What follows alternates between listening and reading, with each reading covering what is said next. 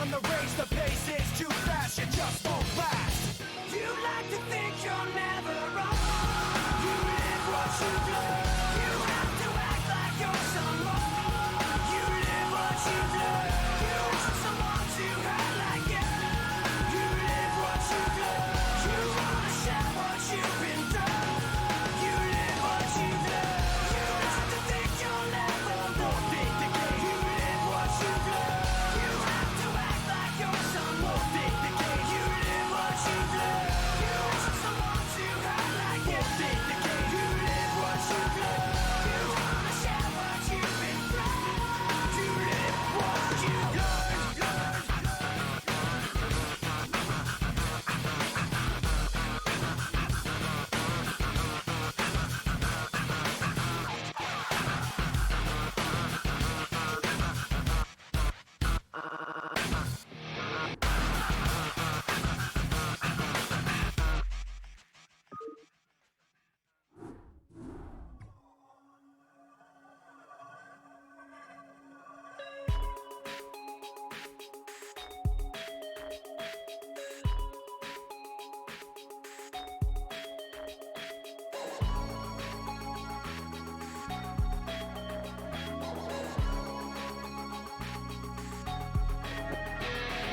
Crawling in my skin, these wounds they will not heal. Fear is how I fall, confusing what is real.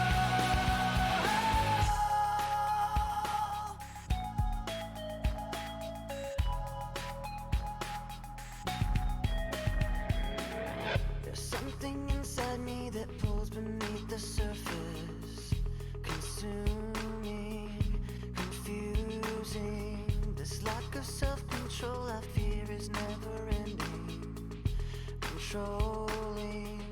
I can't seem to find myself again. My walls are closing in. Without a sense of confidence, I'm convinced that there's just too much pressure to take. I felt this way before, so insecure.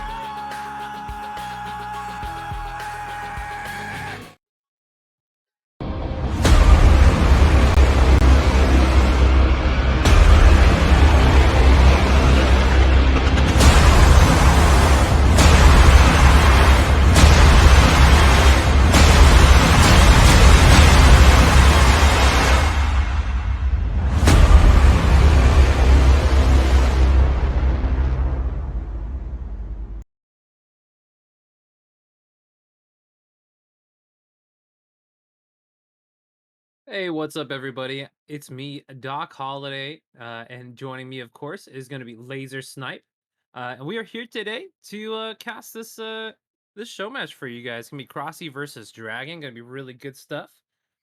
Looks like we are already getting ready to get in these games very quickly here soon, so we're gonna be getting into the action very soon. But what's up? Hopefully, you guys are all doing really good. Snipe, are you here? Yeah, I'm here. Can you hear me? We're good. Yeah, we're good, man. I am psyched and ready to go. I've been thinking about this. So you let me know that we're gonna do this like weeks and weeks ago, and I've been like we've been struggling to get people to kind of figure out like who was gonna cast and all that stuff. So was very happy to finally get to this point where we're ready to do this thing. Cross and Dragon, both extremely talented players, of course.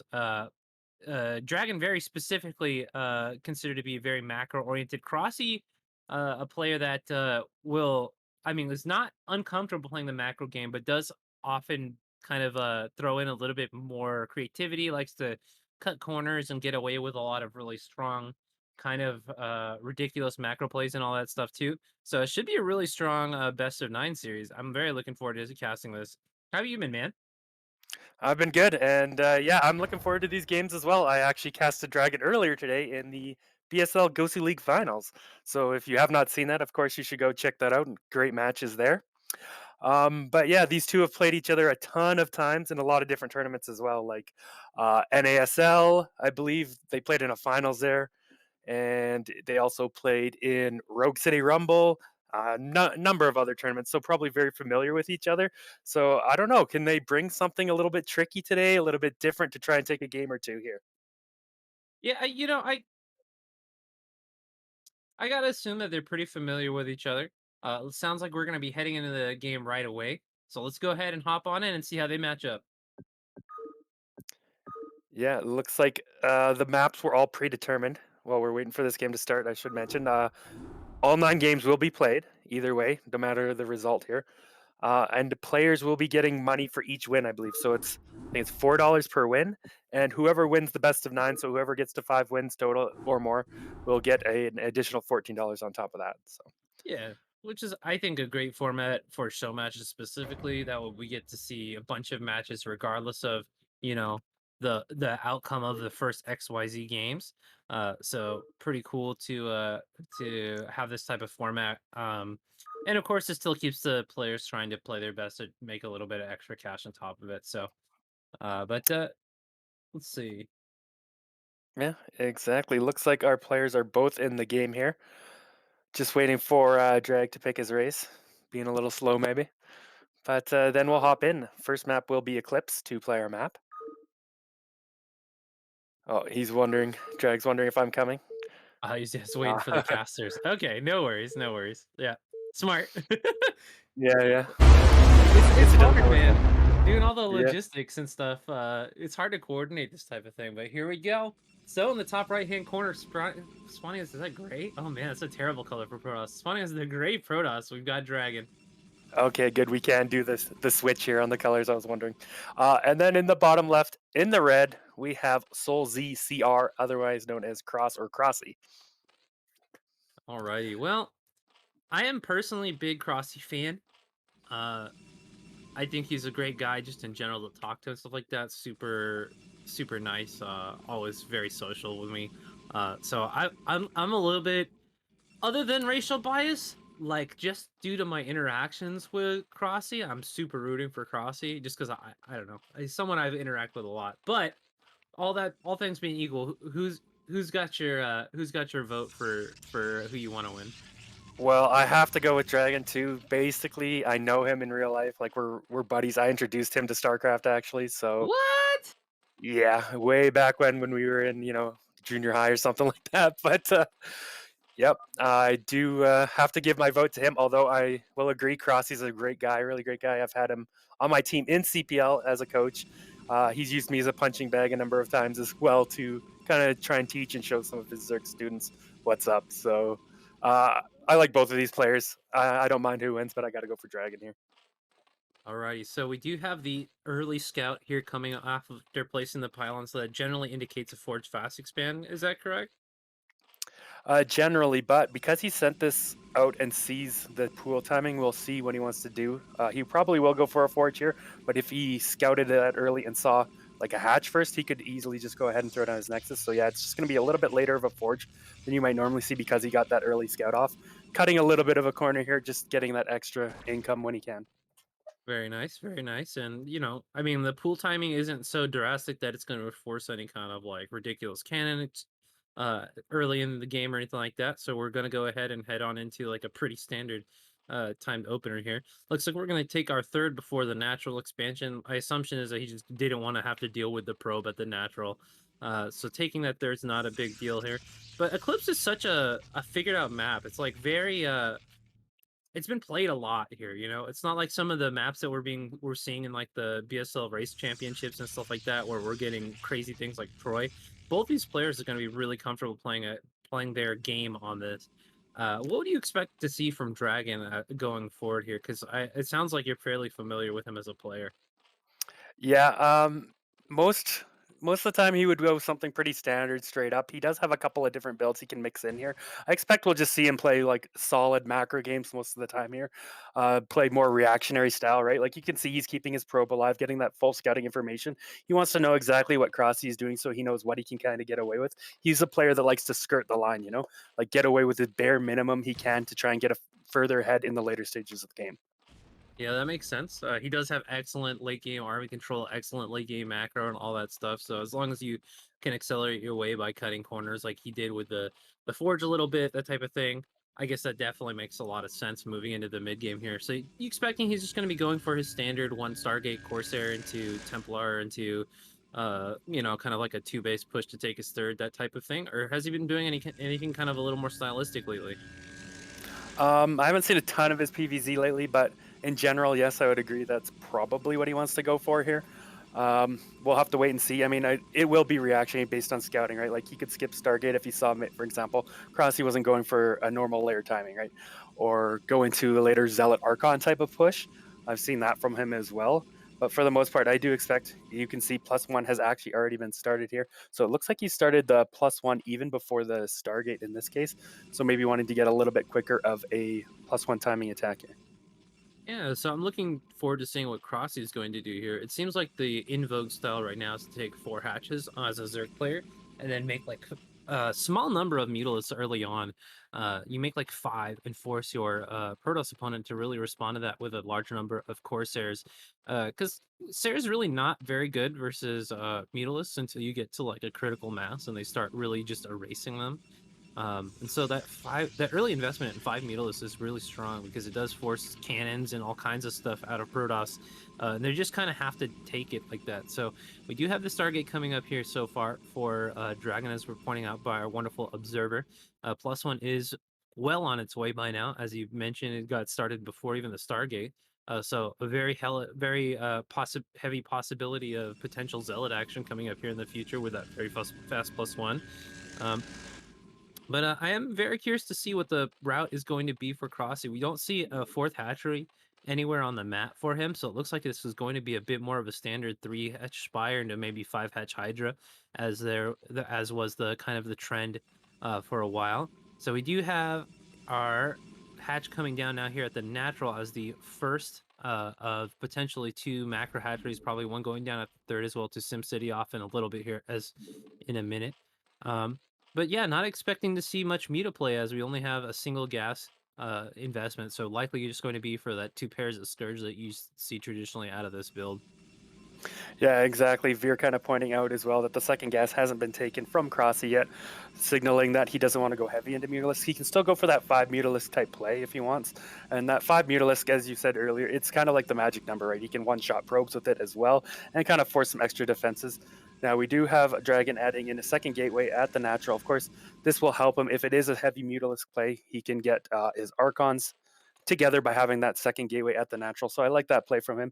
He is going to get his Corsair in here and scout around. Will it get picked off by these Scourge? Crossy trying to flank. It looks like, oh, so close. No, not quite. It looks like the Corsair's probably going to get away. The Scourge are still chasing it, though. Maybe he can still get a hit. Will they catch it? Will they catch it? Oh, it's so close. The thing is, though, at any moment, these Scourge could just give up for about half a second and let this Yeah. Corsair away. So, oh, one hits. It looks like the second one is going to be out of range, though, as we get towards these cannons. But, not for nothing. Did a little damage there, so. But it's not like the intention to lose that, and there's no reason for Zerg to ever really snipe that first Corsair. You definitely need to keep those alive as Protoss, otherwise it's a pretty big deal when you lose them, because it really opens you up for mutalist type play. But it's funny. This is really. I don't want to say like it's older style, but this is not the style that I've been seeing from any of the Zerg competing in BSL lately. So I'm wondering how practiced Crossy is as far as like kind of like the current, I would say meta build or whatever. But of course, this is super solid style still. We have a ton of Zealots coming in here, but the Hydralisks with the Zergling backup should be more than enough to push this off. And this push isn't really meant to do all that much either. A lot of times you kind of just lose the Zealots, but it does force Zerg to start producing units right away as opposed to just going into infinite macro mode as you get your gateways up for your later mid-game push. So DragOn accomplishing just what he needed to do with that move out. Just forced a bunch of early Hydralisks now. He's going to be a little bit on the back foot, so throwing down a third cannon here. I am a little worried about this gateway at the front of the natural expansion because it's so far forward, and once that Hydra range comes in, that's super easy to snipe. Yeah, the positioning on that, I was a little bit curious about that, but I think he did that in a way to kind of protect his forge a little bit more by having that cannon on top of the forge so it can be sniped against something like 3-hatch Hydra. But this is looking very dangerous for Dragon, right? All these Hydras getting on top here. Like, I got to be a little bit critical. He threw away maybe a few too many Zealots, and now Crossy's just getting out here. Now, there is a DT and no Overlords here, but one DT can't really save the amount of damage. Like, one DT is not going to kill all these Hydras before the damage is done, right? Like, it feels like Crossy's just going to take the first game here. Oh yeah, especially if that DT was running a marathon as he came out here, didn't get any hits on the Hydros right away.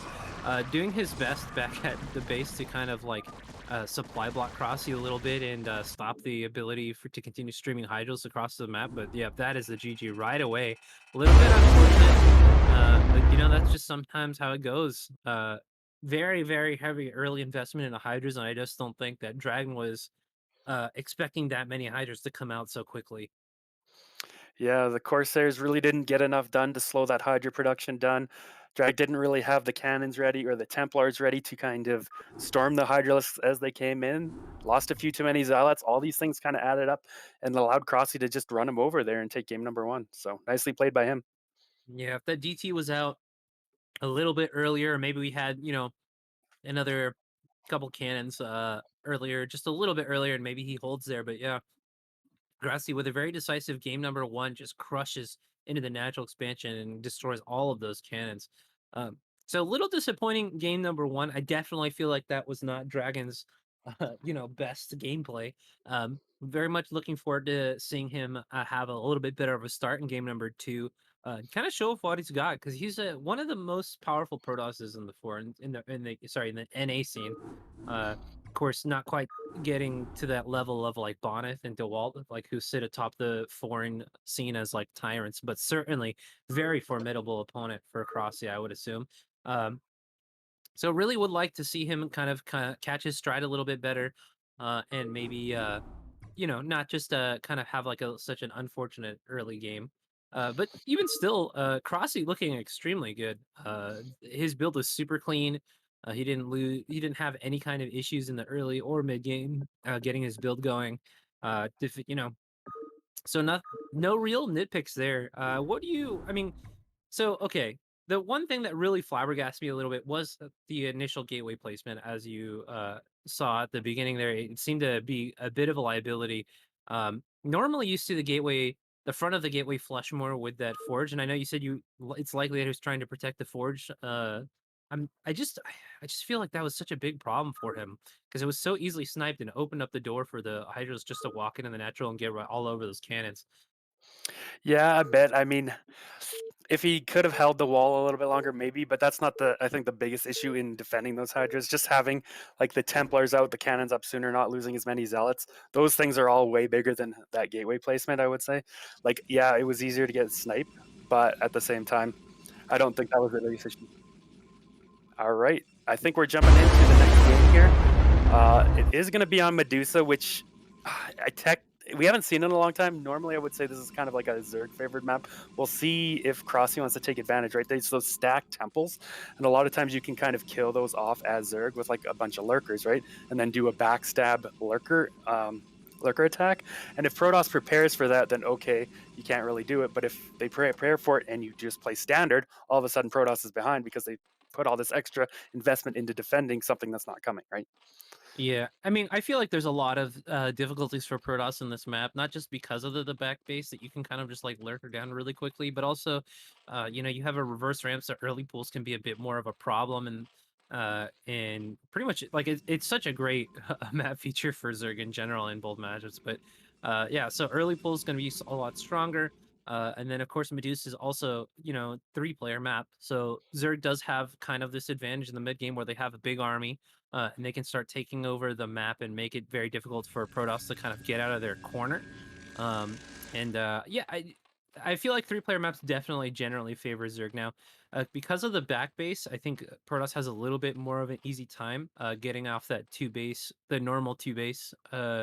It's more like 2.5 in the case of Medusa. But even still, it just it seems like a pretty rough map for Zerg or for sorry for Protoss just in general. There are some funny Yeah. things that you can do though. Like you can use the funny temples in the back to scoot a Dark Templar into the main into the natural completely unscouted. So there are tools that Protoss has to be able to abuse the terrain a little bit as well. But certainly I would say a map that would I would think be a little bit more in Crossy's favor. Definitely agree. Now, I got a question drag scouting here. His probe went out, it scouted where the Overlord was coming from, and then he changed direction. Like he was about to scout Crossy first, and then he sent his probe up after he saw the Overlord. So I don't know what that scouting was all about. Maybe I didn't see the Overlord. Maybe Crossy tried to trick him and send the Overlord to make it look like it was coming from the top or something. I don't know, but really weird there. But anyways, Dragon will get in here now and confirm what's going on. Of course, this did force, Forge and Cannon here before the Nexus because he scouted it so late. So maybe putting himself behind a little bit inefficient for him. So you got to favor the opening here for Crossy, and that on top of the map. I am already a little bit worried here for Drag on how things are going for him in the series. Yeah, Cross getting away with only making two lings here. Also very nice. Getting a cannon out when you've made a non-threatening amount of Zerglings always feels great. Uh, Man, this wall once again with such a ludicrously Yeah. forward position gateway. Of course, there is. It looks like a spot as pointed out by Veer here for a second cannon in the in the emergency times. If we need to throw it down, it should be fine. But yeah, it was pool first, so it's not like the pinnacle of like most efficient Zerg build orders, but this has got to feel really good just to get started as a Crossy, and of course uh getting out on the map and being able to take that third base right away at a full and substantial third base is always nice as well. Um, and things just looking to proceed kind of similarly to game number one. Of course, I hope that game number one was not an example of how the initial attack goes, but build order wise, we're looking very similar.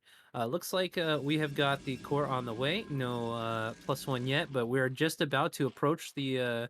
Oh nope, I was looking at the wrong player's resources.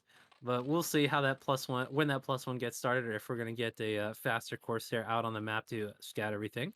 But generally, same same builder from our Zerg. No explorations into that new 4 base 2 gate or 2 gas territory. Yeah. Well, it looks like Drag will get that Stargate out very quickly at 412 Stargate. Very fast Stargate. So that gas did go towards the Stargate here instead of the Forge and the +1. So changing it up here a little bit. Of course, he does have that scouting information here. He saw exactly when that layer started. So Drag's got to be feeling comfortable in that case. And just going back to what you pointed out about the wall, I mean, it's definitely intentional now looking at how these positions are. So we can kind of see that Drag's plan here is he wants to protect his Forge a little bit more. So he's like, I'll throw my gateway out there so I can put cannons to kind of protect this forge. I think Ooh. we just saw Crossy start a Spire, so probably not going to be that early kind of lurker bust to try and abuse the terrain here in the back door, like we were saying might happen here. Oh, I could have sworn I saw a drone get sent to that natural gas there. So I was looking to see a second gas come down and maybe for additional for like some sort of mutaplay. And I mean, there is a lot to be said for early mutas on this because you do have that third base in the back. And mutas can do a good job if you're able to play successfully and snipe off some of the Corsairs to delay that back base going down for quite a while. Um, but looks like we're just heading towards again a Hydra play in the mid game here. We are at about 35 supply here, so we should be seeing the two macro hatcheries going down anytime now from Cross. Looks like they're already set up to go ahead and do that. Got one at the third base, and I should say one at the natural coming very quickly.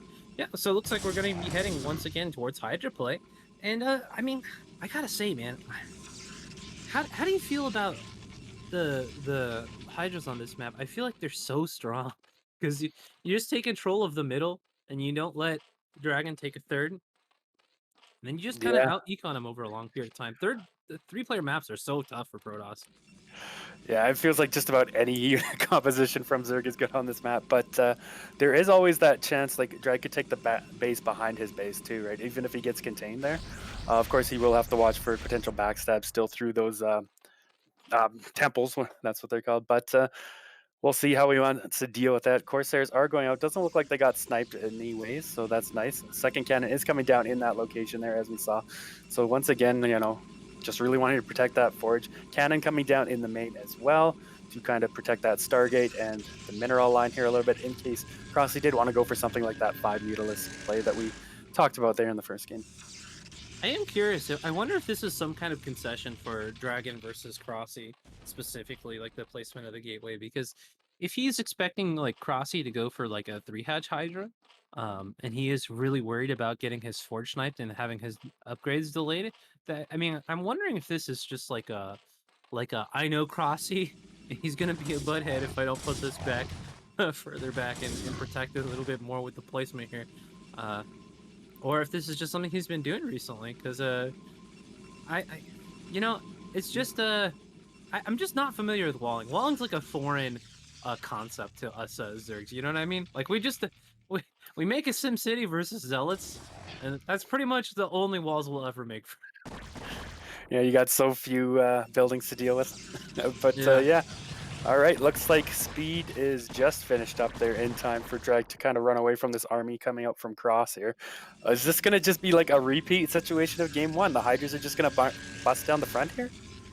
I'm curious. The Zealots are behind now, so this is going to make for an interesting sandwich situation. If the Hydralisk... Oh, no, this is really bad.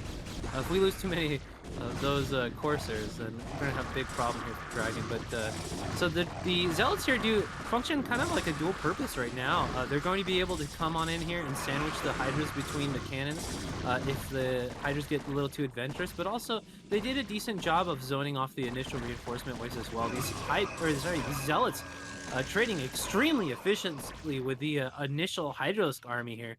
That was excellent. And now without any kind of Overlord in play here, this should be more than enough to stop the attack at the natural expansion. That Dark Templar functioning very well to deter the Hydralisks because, this time they didn't get into the natural and kill all the cannons yet. So not really a great place to stick around if you don't have any detection. Um, Yeah. but so, what's the game plan for this Dark Templar at this point? Just going to deny fourth base and stuff like that, and make a little room for, I would assume, for us to get some High Templars, so Dragon can make a bit of an army for the mid game and move out on the map. I would assume. Yeah, we'll see where he wants to go with that. It doesn't look like he's going to be able to get in necessarily anywhere to try and get some sneaky drone kills or something. So I guess he will probably just wait somewhere where he expects the fourth base will be taken or somewhere a drone will come by so he can snipe that. Just deny, slow down that fourth base a bit. And you can already see the difference between the first two games. Like the openings are very similar from both players. And this time, like Dragon didn't throw away those zealots. Like he had them out on the map, which bought him enough time to get those cannons up, which allowed him to not die, right? So you can already see the difference. Him maybe doing a little bit of adjusting here against Crossy. So nice play here from that. And now we do have a sixth hatch coming down from Cross just at the third base there. And looks like Cross is just going to go ahead and take that back like half base there with only 5 mineral patches. A few lurkers being morphed out front here. Of course, Dragon's going to see this. He does have his robo up already, so I expect Obs to be out in time. And with the Zealots out on the map and Obs coming, I don't think Cross is going to be able to get maybe the contain he's hoping for here right away. Yeah, this is an excellent move from Dragon, making sure that he doesn't get stuck on his 2 bases with a bunch of lurkers outside his base. But yeah, as you pointed out, that back base is really something that works in the favor of Zerg in the short term. It's so good because like when you're fielding a Hydra lurker army, 3 gas is almost like a little too much when it comes to 3 bases. But if you have a like pseudo half base in the back of in the back of the main there, that's like just enough additional mineral income that you can just make unlimited hydros for quite a long time. Yeah, definitely. We did just see a little bit of an engage there. Crossy came out on top of that, so a little bit worried here for Drag. Once again, you don't really want to be throwing away all your zealots. I mean, if you can trade them out effectively, not so bad, but losing them all, now Drag's going to be able to get contained here. Like, you can already see a couple of lurkers coming up here. There's not a ton of hydras here, but he's going to be able to pick off that forward gateway. Another group of reinforcing hydras or something, it looks like just above. I'm not sure where Crossy's going with that. It looks like he's actually retreating with them now. I'm not sure if he plans to send them back or what. Maybe he'll break something down. Oh, okay. There's a Corsair attacking him. That's what he's going for. He needs to go and deal with that. Dragon's actually kept Crossy supply blocked for quite a little bit here now. So that's kind of why we're not seeing a huge flood of idlers right now. He was stuck on, I think it was like 72 supply for quite a little bit there. So excellent moves by Dragon to just continue to stall and kind of wait for his army to kind of hit that point where he can really start fighting the Zerg. You know, we've only got 3 High Templar right now. We'd like to see like a couple more, like 2 or 3 more before we see a big move out here. But with the quick transition already over to these Dragoons, we're going to start seeing an army that's already capable of pushing lurker lines out. So this like a contain that never was really not going to last very long at all, as the Dragoons just trade so efficiently into these lurker fields if there's no accompanying Hydralisk or anything like that. Yeah, and as you can see, Dragon's already out on the map. We do have a little bit of a Mutalisk transition here. Veer pointed out there a second ago, so Crossy probably going to look to try and get some Templar snipes here when Dragon starts moving out on the map. Dragon also taking his third base, but it's at that back door kind of base, right? Without any gas, less mineral patches, so it'll be nice, but it won't be like super important for him. Like he's going to need something else. Now the Mutas are actually going to come over here and try and snipe this maybe. I was going to say that would actually be a pretty good play now. Crossy does see the scouting pylon for potential lurker busts or anything through that. He's going to be able to pick that off if he wants, but looks like maybe he caught wind of the army, and now he's going to be able to go for a Templar snipe here. Is he going to get it? Yeah, first one without a storm, so nice pick off there early on. Yeah, and this is so annoying too because I think we saw there's like 1 Corsair left on the map or something like that, if that. And this is the real danger of losing them because Dragoons, as powerful and kind of beefy as a unit as they are, they take literally forever to kill Mutas. Like they take so long, and Mutas can kind of just with impunity kind of dive in and get these High Templar kills. So only 1 Templar really makes it out of the or into the kind of like the main portion of this fight. And look at this, he has no storm, so this entire Protoss army is getting absolutely slaughtered out in the middle of the map. Now we're going to have to kind of take refuge behind these 5 cannons, and maybe we lose a huge portion of this army. You know, Dragoon's really not great at getting behind walls in times of crisis, and these Hydros doing an huge amount of DPS. Such beefy core units for the Zerg player. Like, man, this just feels so bad. You lose all your tech units, and your Templar camp gets reset. And how do you take a 3rd gas now? Yeah, this is definitely a very tough spot for Dragon to be in. This is looking very Crossy favored once again. He's even pushing forward, continuing. He may feel like this is the moment, like he can take the fight right here. I'm not sure if there's going to be quite enough. There's a lot of cannons here. A couple of Templars. I don't know if there's any storms left. Doesn't look like there's quite a storm ready, but Dragon may be able to hold on for now. But Crossy's just going to be able to keep macroing these units and sending them across. Like, even if he can't kill him now, he's going to get Dragon contained once more. And then, like you said, I don't think Dragon's ever going to be able to get out into another gas here. Yeah, this is a big nightmare situation. Once you have lurkers at your natural in a at a time where the Zerg player's not hurting for money and they can just kind of stream units across the map, how do you ever break out of this as a Protoss player? You have to be super efficient with your storms. Like, you don't really have tools until you have Reaver. That's like a permanent solution to dealing with these big lurker fields that can just be infinitely produced by the Zerg player. So very worried here for Dragon right now, man. I don't know. This is so rough. Yeah, he really needs more Dragoons, but he lost all those Dragoons in that fight, right? His main is really low on minerals here too. Like, I don't think he's ever going to break out of this. We can see his minerals getting up a bit high, but he mostly needs gas-based units, right? He needs some Templars and mostly Dragoons to get out of here. I really do not think he's getting out of here. Yeah. That's a good point, actually. Maybe a Dark Templar could do the trick, but yeah, as you pointed out, man, it's so hard with just 2 base gas, right? Because you can kind of produce Dragoons, or you can produce High Templar. You can't really produce both off of 2 gas as a Protoss player efficiently. And so it's going to take a really long time to get the amount of units that you need to break out of a lurker contain like this. And the entire time, Zerg can take as many bases that they want. They can keep on reinforcing with more and more lurkers. So at some point, it's like, man, like, you just kind of run out of resources while you sit here starving on your 2 bases. You make your desperate push out and find out, oh, Zerg has had 5 bases this whole time. And they have, like 11 hatcheries. It's like, okay, well, I guess the game is over now because I can't fight Crackling Defiler Lurker at this point. So Oh my god, the storms are as good as they can be asked for, right? I mean, he's Yeah. hitting big chunks of Hydralisks. He's doing his best, but man, we're playing like the inchworm game, trying to snipe off these lurkers and not get killed by the Hydralisk at the same time. Yeah, Drag has made a little bit of progress here, but I'm still worried. Like, it feels like even if he breaks out of this, his army's just not going to be big enough to stomp out any of Cross's bases here.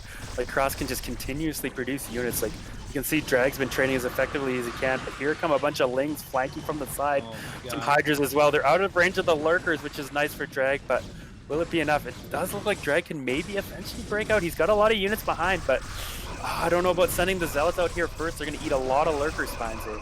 Yeah, and the worst part is, as you said, you know, he definitely can potentially make a breakout at some point here, but you can see a whole nother army is coming across the map. Like, and the issue is not so much that like you're totally trapped in this chokehold forever, but rather that while you're doing this, you needed to have a third base so long ago. Zerg is getting towards Hive. They're going to be getting their upgrades. They're getting all their units ready to go. Like how do you make a game when you're so far behind? At this point, I'd be a little worried, except for the fact that Crossy still has yet to take a normal expansion, like another expansion as opposed to that back base there. So there is a little bit of a chance that we can kind of stay in this game for a little bit longer than I thought. But I just don't know. Do we have Hive Tech yet? That's what I'm really worried about. We don't have any Templars. It does look like Drag has finally cleaned up the rest of the Lurkers, but as soon as he does that, a bunch of more Hydralisks are swarming in here. I feel like the only reason Drag's still able to fight is that backdoor third mineral base, like that still has minerals at it, because his main is now mined out. His natural is going to be almost mined out, so even if Drag breaks out of this, I don't know, then he's still going to be in trouble. These speedlots struggling to make it past the wall of dragoons. There was a moment there that looked like Dragon's army could really clean this up, but unfortunately the speedlots just acting like bozos, getting stuck on the big dragoon bodies as they try to get out in front of the army. And without those speedlots, you know, tanking for your dragoons, the dragoons just go down real quick to Hydralisk fire. Looks like we do have a 12 o'clock expansion finally, though, from Crossy. So he's going to be making a little bit more of an effort to, you know, lean towards more of a late game here. Crossy's main is really getting quite low. Don't have Hive or anything like that either. So it looks like Crossy was actually expecting to kind of crush through this natural expansion with a little bit more ease than he did. And this is something that's really great for. Oh wow, I was gonna say Drag. Looks like Drag gave up. I'm not sure he knew the position that he was in though, because I feel like Rossi put a little bit too many eggs into that basket of cracking that natural expansion. I get it that DragOn was really quite low on resources in his 3 bases there, but I don't think he knew that Crossy he hadn't taken, you know, kind of a fourth base out on the map yet. Yeah, definitely. But I mean, Drag fought back hard. He looked okay trying to break out of there, but he said he was just too far behind. He didn't really get another gas base. He fought as well as he could from that position, but it just wasn't enough. And Cross already with the 2-0 lead here. So Drag's really going to have to, pick up his socks, put on his big blowy boots or something, right? If he wants to continue to fight back into this series. Yeah, and you know, all things being equal, if there was gonna be a game where he gets his first win, I don't know if Medusa would be the map that I would have Mhm. called it on, right? Uh, Definitely a hard map to kind of like make a stand on. Um, yeah, it was so difficult. Like from start to finish, that game was pretty rough. But you're right. I think that game number 1 and 2 has shown a little bit of a, I don't know, deficiency in the early game or something like that. I don't know what the issue is because he just seems to be taking like kind of like taking these L's against these gigantic early Hydraless armies that Crossy's fielding without any real particular way of securing his third. And that seems like to be like the big issue is that Crossy is pushing him into his natural every time, and he's just kind of getting stuck there. So I'm Mhm. really hoping that we see some kind of play, maybe even something like some kind of I mean, some kind of like Citadel first, like speed lot build or something, just anything to kind of like shake things up at that point in the game because it's really not working out for him so far. Yeah, definitely would like to see maybe him mix something up. I do think a lot of those two games came down to a couple of bad attacks with the Zealots just throwing them away to the Hydras, which really just allowed Crossy to do whatever he want, right? Without having that Zealot threat out there, Crossy could just push drag back into the natural base and just kind of set up a contain or do what he wants now.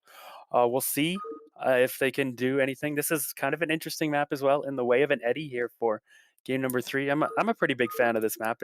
It's pretty fun. What do you think?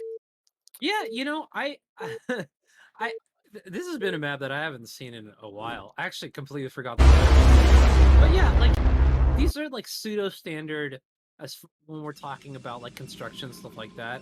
I don't think there's anything like particularly notable on this map that would like kind of play to any kind of like disadvantage. The number of reverse ramp maps on is a little bit interesting, but it's not as significant in this match as it would be in like ZVT or something like that. As the Protosses typically tend to just go straight for their natural, regardless of kind of like the situation here. Would like to see something maybe like a gateway first or something against try to maybe mix up the tempo of the game a little bit. But yeah, this is I mean I remember playing on this in CPL. It's a good map, man. So Yeah, yeah, that's right. We did have it in CPL before. It was played, in some Korean leagues and stuff too. But we'll see. Maybe Drag will go for that gateway this time. This is cross map, so it'll be a little bit further travel distance for those zealots if he wants to go for it. But he is scouting here after pylon, so this suggests he's probably going to go for forge here once again. Yeah, maybe he's just feeling comfortable. He's like, I can just play standard straight up. And I gotta say, because Dragon's the green color, I do gotta give him the favor here. I think maybe he can take it now that he's green. true, true. You kind of chuckled, but I'm not gonna lie. I feel like I play better whenever I get magenta Zerg. There you it's go. like it's like it has extra energy. Yeah, right. It's like Dark I don't green know. gives you 15% higher chance of winning. Yeah, see, Veer Yeah, knows what's up. Dude, the colors yeah. matter, just not in Veer a Kyle. not in a quantifiable way. It's more of a meta thing. At least call him magenta better. I don't know. I like them both actually. I go green by default in custom games, and then if green was taken, I go magenta as my second. So there you Oh, go. dude, magenta 19%. Damn, that's a lot of power. That is pretty Uh, big power. Yeah. all right. Well, Well, we do have a 12 pool or sorry, 12 hatch first coming out of our Zerg player here, which is actually pretty spectacular. Uh, like going for the 12 hatch, especially not the 11 hatch, just feels like it's so outdated because of how strong people got at the gateway first openings like the last like 2 or 3 years. Like they're just so terrifying now.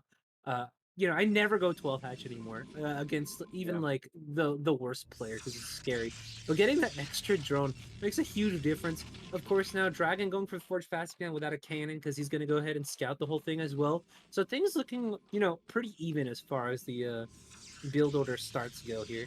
uh but like once again, things have not been eventful at all, for Dragon in the early game, and things have not worked out his way so far.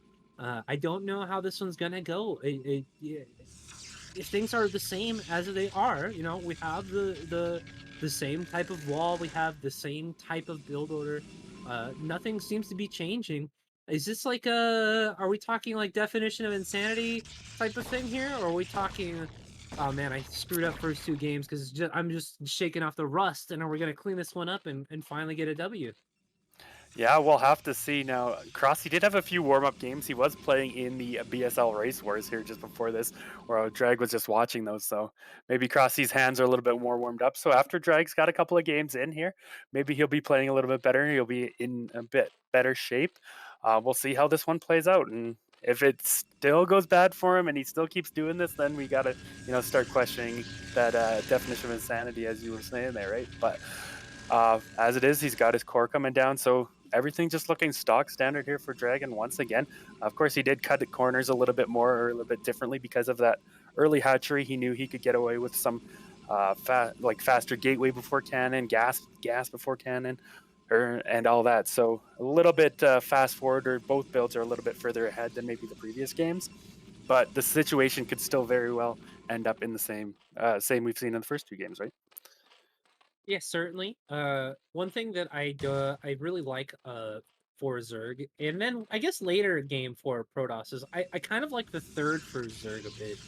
Uh, I guess it's a bit more difficult to defend as Protoss, but like I feel like the units have like a tendency to go through that stupid little choke that goes from your natural to your third, and it's like super dangerous there. But it's such a I feel like it's such an easy third to hold versus Protoss. Like you can get such a nice little Sim City in there, and everything's gonna look really good. So the three base phase of this game for Zerg, I feel like is gonna be very strong. Um, but yeah, I don't know if we're ever gonna get to three base Protoss if we keep seeing the same stuff. We are once again heading towards the Hydra build. We don't see a gas at the natural for our Zerg.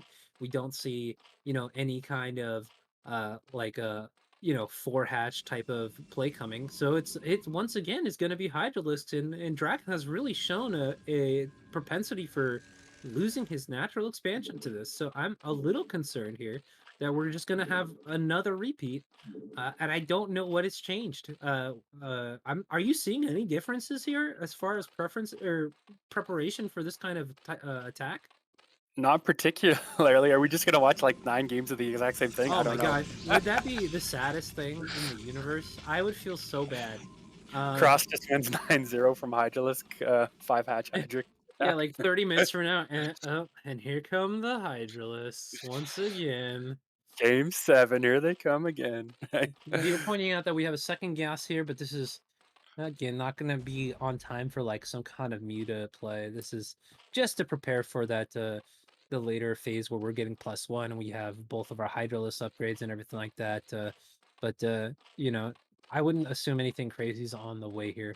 We do have 500 gas bank right now, so we could, potentially see some Mutalists, and we did see just a 300 gas drop right now. And with no Den on the field, it actually looks like we might be seeing a couple of Mutalisks here as you know, what else are you gonna spend it on? 700 Scourge? Like, no. Yeah, I guess we'll see what pops out here. There's the first couple of Scourge. Drag just killing that Overlord in time to get out, so very well knew the timing of that. Nice escape there. Don't think those Scourge are going to catch it like we were looking at in game number 1 there, where it was so close. But yeah, will Drag continue the Scourge protection? It looks like he does have +1 air on the way, so he's going to continue up with those Corsairs. He might even be going into a higher Corsair count than we've seen. So this could actually be a little bit different than we've seen in the previous games, right? Where he's just going to get higher Corsair count and Zealots out. But if he's going to get this many Corsairs, he really needs to do some damage to slow Crossy down, right? Kill some Overlords or something so he doesn't die to the Hydras again. But in saying that, we do have a few Mutalisks actually made here by Crossy as well. Looks like only 2 maybe, just for some like scouting and harass, or to try and maybe force Drag to make a couple extra cannons or something like that. We'll see what he does. I feel like Mutalisks are like the ultimate power play versus Protoss. Because no matter, you could make one Mutalisk and they go, ah, shit, am I gonna make 6 at least? 6 Corsairs with +1. Like, you know what I mean? Like, they feel like cheating because you could basically make almost no investment into them. You're getting the Spire regardless, so it's not like you're making a tech choice to go Mutalisk. You just kind of make them. And then it's like, oh, okay, well, now I gotta make a bunch of cannons and crap just to defend my probes. But, 4 Mutas out here, just kind of doing their thing, just kind of distracting the Corsairs, stopping the Zelts from coming across the map. But as you can see, if you're pointing out, we do have a significantly faster expansion than we're normally used to. I'm wondering if this is Crossy trying to take the 50-50 on whether DragOn is going to check this out or not. I feel like that since game number 1 and 2 went kind of like really badly for him at his natural expansion, he might be trying to bet on the psychological factor of DragOn being unawares of this complete shift in kind of strategy. At the same time, I don't feel like DragOn's the type of player that really gets thrown very much game to game by the types of builds his opponents are going for. Like, I'm sure he'll, learn from his mistakes, but I don't think that you're going to easily influence him to kind of change his game plan. This is a very dangerous and scary ground I'm coming out here, and Crossy really doesn't have much in the way of units on the field right now. This could, at least at the very least, if we find the fourth, cancel the fourth. I don't think it's going to do a very good job at the third because the third is so well walled off. But we'll have to see. Yeah, we'll see if he scouts that 4th Probably won't because it's very unexpected. Like that fourth base timing is pretty much the timing as if you were going for Turtle Zerg with taking another natural and a main behind it. So I don't think Drag's going to expect that at all. But here comes the engage. Scourge flying in on top of the Scourge, or on top of the Corsairs, sorry, doing a good job of killing them off. The Hydras are kind of behind the wall. Let's see if Drag can push in there if he even wants to. He did kill off most of those Scourge, which was nice for him. Not really much of engage otherwise. Looks like he's going to head towards that third base. I don't know if he can find a way in there either. It looks pretty nicely sim-citied and pretty choked up, so probably not. But these Corsairs maybe can catch a few Overlords. Oh, just as I say that, a bunch of Hydralists are hatching there, so doesn't look like Drag's going to get anything done. The thing is, like, if he scouts this fourth base, he can just go and kill it, like, really quickly. Yeah. He just doesn't know about it, right? Dragon doing a great job though. We're crossing permanently at like an 87 supply cap for like the longest time. Uh, so doing a good job at kind of slowing Crossy's ability to field the ground army right now. If he sees this replay though, he's gonna kick himself. Are these Lings gonna maybe draw the army over to the fourth base? Definitely almost did. But real Wait, unfortunate, man. Drag can Wow. see the creep. Is that, I think that, was that what Veer just showed us? No, he could barely not see it. I think that's what Okay. he was showing us. Because, oh, okay, he just could see the corner of it now if his units Yeah. were still there. But unfortunately for him, this is the type of crap that I was talking about with Veer before we started this. I told him, I was like, I feel like Crossy's just gonna pull some shenanigans and get away with it. Because I don't, like this is what he does. He just takes a base and if you don't find it, well, now I got a base. So in the meantime, Dragon like trying to play this game out nice and honestly, and you know, I mean, Crossy just gets a fourth for free for no reason. Very unfortunate for Dragon, but all things being equal, Dragon trying to take his third, securing it pretty quickly here, and of course this is going to be a gas start as well, so that is going to put him on what you would consider base parity in CVP, where you're just only one base behind. And will be able to field that very famously powerful, well-controlled late-game arming that he is known for. So this is already exceedingly better than the last few games, because this is really where Dragon, and what Dragon is known for. His comfort zone is the big macro games. Yeah, exactly. It's finally his time to maybe shine here. And we did see the Corsairs fly over that fourth base, so now Dragon does have confirmation of it. You could have seen how much was mine there. Looks like he's starting to mass his army up and move across the map. A lot of lurkers up there for Crossy, so maybe not the best angle for Dragon to try and go if he goes up that direction. But it looks like he's actually going to skirt around here, and maybe he can flank into that fourth base and take it out, or kill off a bunch of Hydras here and force those lurkers to reposition. Now, Corsairs my getting on God. top of a bunch of Overlords. Here is the money shot. Still Overlords, but where are the Corsairs going? Okay, they are turning back. Dragon's going to be able to kill off a ton of Overlords, really supply blocking Crossy, I think, in the process here. So what you see is what you get for Crossy at the moment. Storm's going down. Dragoon's really fighting these Lurkers. Zealots on the side, not taking Lurker spines. This looks to be a great engagement here for Dragon. Where are the Templars? There's only one Templar left, but is that enough? Like, it feels like Dragon still just has enough. You can probably take this base out here. And with that, Crossy's really going to be set back. Like, oh, of course, there's still supplying blocking him. This could be, like, game-ending damage here. Yeah, this was idyllic. Like, as you pointed out, everything on Dragon's side or of the fight was fighting what they wanted to fight. The Dragoons were focusing the Lurkers. The Zealots were fighting the Zerglings. The Archon was just being a big blue guy. Like, that's all you can ask for. Like, all of your units are countering the units of the Zerg. Oh my god, this is war crimes. What are we watching? Stop the Overlord killing. This is too much. I was rooting for a Dragon win here, but not like this. Yeah, I was just Yeah. about to point this out. There's still slow Overlords too, so Crossy maybe trying to take some gambles or risks here, saying, you know what, Dragon isn't going to kill a bunch of Overlords. I'm not going to get speed, so I can get other things faster, but he's paying the price this game. Oh Look at all my these God. Overlords. How Oh, many they're have been killed? Like, oh my Way too lord. many, right? This There's is 13 ridiculous. between those two Corsairs. Oh my. There's like over 20 kills on those Corsairs, I'm pretty sure. Fourth base goes down. There.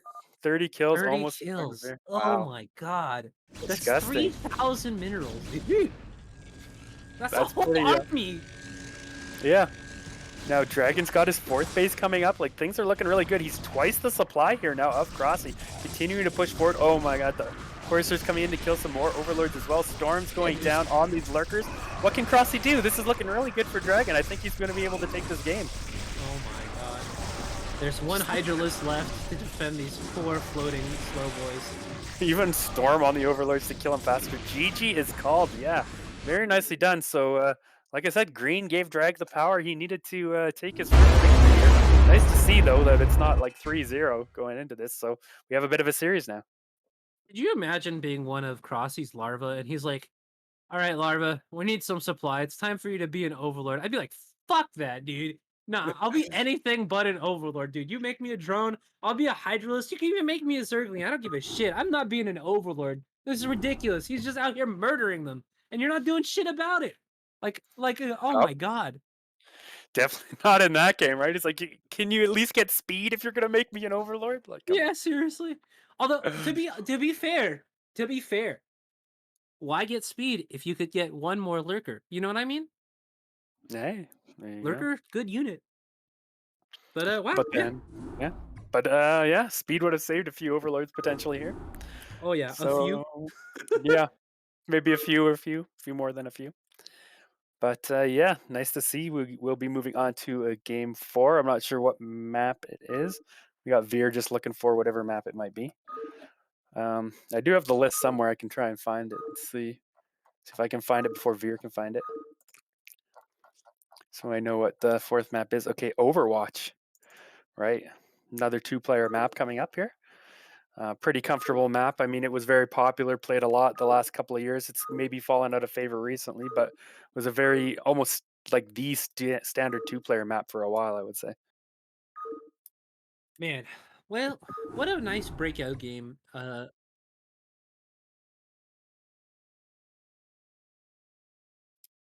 Yeah, But yeah, I don't like a know definitely if I a can bring it good up. final, like a good, finally good showing here from Dragon. What Yeah, a complete like 180. You know what I mean? That was such a ridiculously commanding game from him. I feel like we were watching a completely separate player. Now, he didn't die to the early game, and so all of a sudden he just crushes Crossy. I was a little worried after game number 2 if we'd ever get on our feet, but Dragon doing an excellent job this time. And really coming into his own in that late game. Now, as you mentioned, Overwatch, a map that we had seen, quite a number of times. There's a lot of very strong things about this map for Zerg. Once again, like the double bridge, very, very good for lurkers and holding that. Also, but I really love the architecture of this map. It seems to encourage a lot of fighting. Every time I watch a game on Overwatch, there's always crap going on. I remember watching a game. I can't remember who Jaeyoon was playing against, but there was like literally I was trying to obs and there were like 7 fights going all at once. So let's go ahead and hop on into this one. Here we go. yeah. All right. Well, we got Crossy here in the blue in the top left, up 2 games to 1. And then Dragon finally coming off of a nice win here in the bottom right. And this, you know, this is a map that both these players again have played a lot of.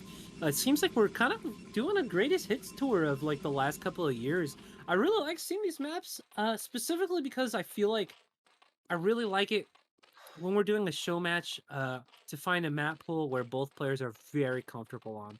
I think it's like really, really essential in having kind of like a very fair, uh, type of series. Um, and I'm sure that Dragon and Crossy are both really happy to play on this map, as they've probably played many tournaments on it in the past here. A lot of really great expansions to take. Of course, the corner bases notoriously difficult to crack up those hills with the small ramps, and then also lots of really nice abusable places where you can kind of find really good engagements on this map. You know, like units coming across the bridge, coming across the tiny little hole in the middle of the map as well. So lots of really great places to kind of tactically plan for good fights here. And if we're if we're seeing the type of army control that we saw from DragOn in that last game, with just the ridiculous engagements, everything fighting exactly what they wanted to, I would be very scared as Crossy to go to the late game again. Yeah, definitely agree there. Now, Drag is going to get up in here and scout around, perfectly comfortable. We're going to see him throw down that forge, so not changing it up here once again. But one of the other features I would say on this map is it may not be the best map for that early Hydra kind of pressure that we've been seeing, right? Like because of that little bridge, trying to get Hydras across there, especially if Dragon gets his Templars out on time, he'll be able to storm a bunch of Hydras crying across that bridge. So maybe Crossy doesn't go for that Hydra play once again. We maybe see more Mutalisks or alternatively lurkers can be really good on this map. There's a lot of like kind of ridges or high ground locations you can kind of place lurkers in, or if you can set up some kind of a lurker contain, it's just going to be really hard for Protoss to kind of break out of that. So maybe a slightly different strategy here from the first couple of games as well, and something that Dragon may be more comfortable in dealing with. Yeah, there's lots of very important spots all over the map. There's the high ground pod there behind that funky. I don't want to call it the third base, but like the middle and only that's across the bridge. That's a really good spot to set up. Of course, the third is also on a little bit of a. I think it's a dual ramp high ground as well. Um, Also very strong position. Then of course you can set up to block all of the chokes that lead across the map and force a really long attack route, like kind of meanders through the entire map. Lots of really great spots on the map to kind of set up and be defensive on. Looks like we're going for really fast 3 bases here, getting our gas up next. So everything very normal here for the Zerg player so far. Um, I want to see something new here from both players, but I'm kind of feeling like they're both feeling themselves right now. You got to feel a lot of confidence winning the first 2 games as Crossy using your early Hydra play, but at the same time, Dragon really showed his mettle in that last game as well. So, I mean, there's no psychological advantage going into this. I feel like people are just kind of play their standard game right now. Looks like I lied though. Oh, okay, something interesting going on already. Now, this is really important. The Lynx really need to stop this probe from getting down on the natural expansion and seeing this Hydra Den. Okay, so the Hydra Den has been revealed. Dragon's going to know that it's going to be 3-hatch Hydra. Now, the question is what variant of this is are we going to see? Are we going to see like a 973 that transitions into a normal mid game? More of a drone restricted version that hits much sooner but becomes very all in very quickly. Really curious to see what the plan is going to be. Um, we have a little bit of time before the upgrades hit, and so Dragon is going to be probing up and getting his response together, but likely going to see at least 3 to 4 cannons in the natural expansion very quickly. And this is going to be a place where that recessed forge is going to actually make a big difference, because if the Hydras are forced to move in really close to snipe the forge, they're going to take a lot of damage. It's going to be much more difficult to cancel that +1, which is really important in these type of situations. So it looks like the game plan, as far as the wall setup, is starting to make a lot more sense here, as we do finally have some early Hydralisk aggression coming. Yeah, and it does look like this is going to be that 973 you hinted at. Veer pointing out that we have 9 drones there in the main, 7 at the natural, and 3 at the third base. So, but how committed is Crossy going to be? That's my next question here. Because Dragon scouted it, I feel like he's probably not going to be overly committed to this. He might make enough Hydras to try and pick off some of the wall here, at least the gateway. And now we'll see, like, does this forge placement pay off here for Dragon? But now the next question after that is like, how many cannons does Dragon make? Like, if Crossy doesn't commit very hard to this and Dragon makes a ton of cannons, all of a sudden Dragon's behind. But if Crossy does commit heavily to this and then Dragon doesn't make enough cannons, all of a sudden he busts through. So it's really a balancing act here for Protoss, and it can really be hard to know exactly how much you need. So we'll see what Dragon's response is. Does he have a Stargate and a Corsair on the way here to scout like the production? That's one way you can deal with this, and it looks like he actually skipped Stargate altogether, so he's going to be going into more Zealots quicker to try and hold it off that way. Yeah, I actually really like this, because one of the outcomes of this can be, like, if you go for a larger number of gateways and a faster speed, you can kind of counter push the Zerg and just crush them if they try to kind of macro up behind this build. This is a build, though, this is one of those builds that makes Zerg feel so unfair in this matchup. This is super in vogue like about a year ago, like everyone was like playing this build almost to the exclusion of every other build. It was just so good until people started figuring it out. And I kind of feel like maybe it's something that people don't have a handle on anymore. It's such a difficult thing to respond correctly to because the Zerg at any point can just start droning and give up on cracking your natural. And if you invest again too heavily into cannon and stuff like that and slow your build down too much, then you go into the mid game with a significant disadvantage as Protoss.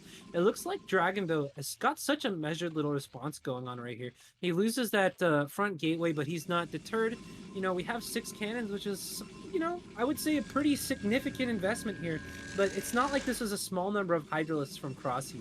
Very appropriate response here. And now, once I feel like once this zealot count gets up, Crossy is going to be at a pretty significant economic disadvantage, and it's going to be really hard to stop the big mid-game zealot push here. Tons of zealots Yeah. now starting into this Hydra line here. Oh my gosh, tons of damage being done though. There are too many Hydralisks and the zealots have to retreat. That is not a good look here for Dragon. Well, we'll see. He's adding in a couple more cannons here as well, but we can kind of see that back forge forward gateway placement we've been seeing from him paying off here, right? Like the Hydras were not able to really get in there and snipe that forge how you might normally see it, but will Dragon have any counterplay here? He does have a Templar Archives on the way, so it will be a little bit still before he can get those Templar out. Does seem like Hydras are still being produced here on Crossy's side. A little bit of a transition. We do have a lair coming up now, second gas being taken. Still a few Hydralisks being produced here. He's got a few back at home, I guess, in case of a DT sneaking out or something like that. Or a Corsair, but of course we know there are going to be no Corsairs as Dragon does not have a Stargate here yet. But yeah, Dragon does feel like he's not going to die. He's just going to be content to sit back here for now till he can get his Templars out and maybe put some counter pressure on Crossy once he gets Storm ready to go. This is such a heavy investment though in the Hydralisk. Like as you can see, the drone count for Crossy is so low right now. He just got finished replacing the ones that were in the natural expansion, slowly starting to drone up that third base here. But very, very low drone counts for the Zerg here at the bases. But again, like the number of cannons that were invested in is just absurd. I do not think this is the fight to go for it either. These zealots are just getting absolutely obliterated. I'm not sure what that was about, honestly. I'd really just like to see Dragon wait until he has a couple of Templar on the field here before he pushes out. You know, this is a really rough spot to be in. Yeah, definitely agree with that. Maybe there was more Hydras than he thought. Like he doesn't have full vision out there, so he's just used to Zergs not having that many Hydras on the field, so he can kill them off and then go pressure somewhere to force more Hydras to be made. But yeah, maybe overstaying his welcome there a little bit too much. But does back out without losing all those zealots, because if he loses all those zealots, all of a sudden Crossy's in a great spot to pressure in further now. We do have those Templar out. Storm should be just about finished here, so once that Storm's done, we can probably see Dragon throw down a couple of Storms or push back. But on Crossy's side, one thing I did notice is he has started the Spire. Spire is almost done, and he's banking up a lot of minerals and gas here. So this makes me think that he is indeed about to make a bunch of Mutalisks. And yeah, it looks like that's exactly what's going on here. Now, is Dragon going to be ready for that? He has really no anti-air in his army. He has a couple cannons in his mineral lines, but he's got no Archons, no Dark Archon maybe to try and Maelstrom these Mutas. So these could potentially catch him by surprise if he starts to push out with these Zealot High Templar. Yeah, this is such a difficult position too because he has made it looks like at least 8 or 9 Mutalisks here. And as you said, without the anti-air provided by something like Corsairs or Archons, you're really in a tough spot. Like, these are such vulnerable units. The High Templar are so important in this army. They're literally the only thing that's going to allow a Dragon to move out past his natural base. And being forced to turn those into Archons is a travesty. Like, it truly is a ridiculous weakening of your army's ability to fight the Hydos on the ground here. And with 8, I believe it's only 8 Mutos that you need to one-shot a High Templar, so you can lose all of them in the blink of an eye. Without some kind of tech, it's funny that you mentioned Maelstrom. I would really love to see a Dark Archon in this position because they provide so much utility. You know, trying to fight Mutalisks with Templar that are dashing in and out of your mineral line is so difficult to do. Because it takes multiple storms to deal with them, and then all of a sudden you're back to just having zealots again. Yeah, well, we'll see. The Mutalisks are here trying to dive in, see if they can't pick off a few probes here and there. get some damage if they can pick off a few Templars. So this is just going to force Dragon even to stay back until he has it. Yeah, 2 Dark Templars do come out. We'll see if they morphs that into a Dark Archon here or moves out. Yeah, there it is. The Dark Archon, maybe a little bit late here. This is definitely a common tactic you will see from Protosses when they open up like Stargate lists against like a 3-hatch Hydra or something, because a lot of Zergs will want to transition into that Mutalisk play a little bit later. So to counter that, you will see Protosses occasionally do this, right? Get the Dark Archon for Maelstrom, but this does feel a little bit late of a transition here from Dragon. I would have liked to see that out a little bit earlier so he could get the Maelstrom off right away here. Like, imagine if he could Maelstrom those Mutalisks right now and storm them down out of existence. So, Oh yeah. yeah, yeah, That would be an excellent game-winning move. I mean, like, the thing is right now, because Crossy has decided to go for this Mutalisk, he is in a position where he needs to leverage those against the Templar. The reason being, of course, is that if the Templar aren't forced to use their storms and they make it across the map, the Hydralis army is not going to be prepared to fight this Protoss army with 4 Templar worth of storms. So Maelstrom is such an excellent answer. Like, you can really just get that blowout Maelstrom and then the one storm and destroy, Zerg's whole ability to do anything for the mid game if you're able to pull that off. But as you said, the Dark Templar came so late there. And of course, that has a lot to do with, I think, the bazillion cannons that had to be made at the natural expansion. And then the necessitation of getting a number of storms on the field so that way the natural didn't get crashed. Everything's just a little bit slow for Dragon, or slower than I think he would rather they be. But it looks like overall, Muta harassment aside, looks like we're heading towards a pretty stable mid game here. Crossy looking to now secure top right hand corner base as his natural 4th. And we should be seeing, I would hope, a transition over to a kind of a 3rd base for Dragon fairly soon, as he doesn't want to fall behind that base here we count go. too early. Where's that Dark Archon? He's got to have Maelstrom ready. I saw it coming into the main, but where is it now? Oh no, Oh, it's it's out of way out of position position. again. I saw it go into the main. I'm like, okay, he's going to be able to get this Maelstrom off, but maybe not now. Will Crossy see it and be able to save these Mutalisks, or will that Dark Archon get a Maelstrom? I want to see it. I really There want to see is it. Okay, no here we go. vision Here we over go. Here we here. go. Here we go. Come on, come on. Oh no! Come on, fly Oh, over the there. Templar barely survives. Oh, God, no. this is so worth the investment here. Cross has picked off so many Dragoons. He's picked off a good number of Templar here. The Mutas have really done their job.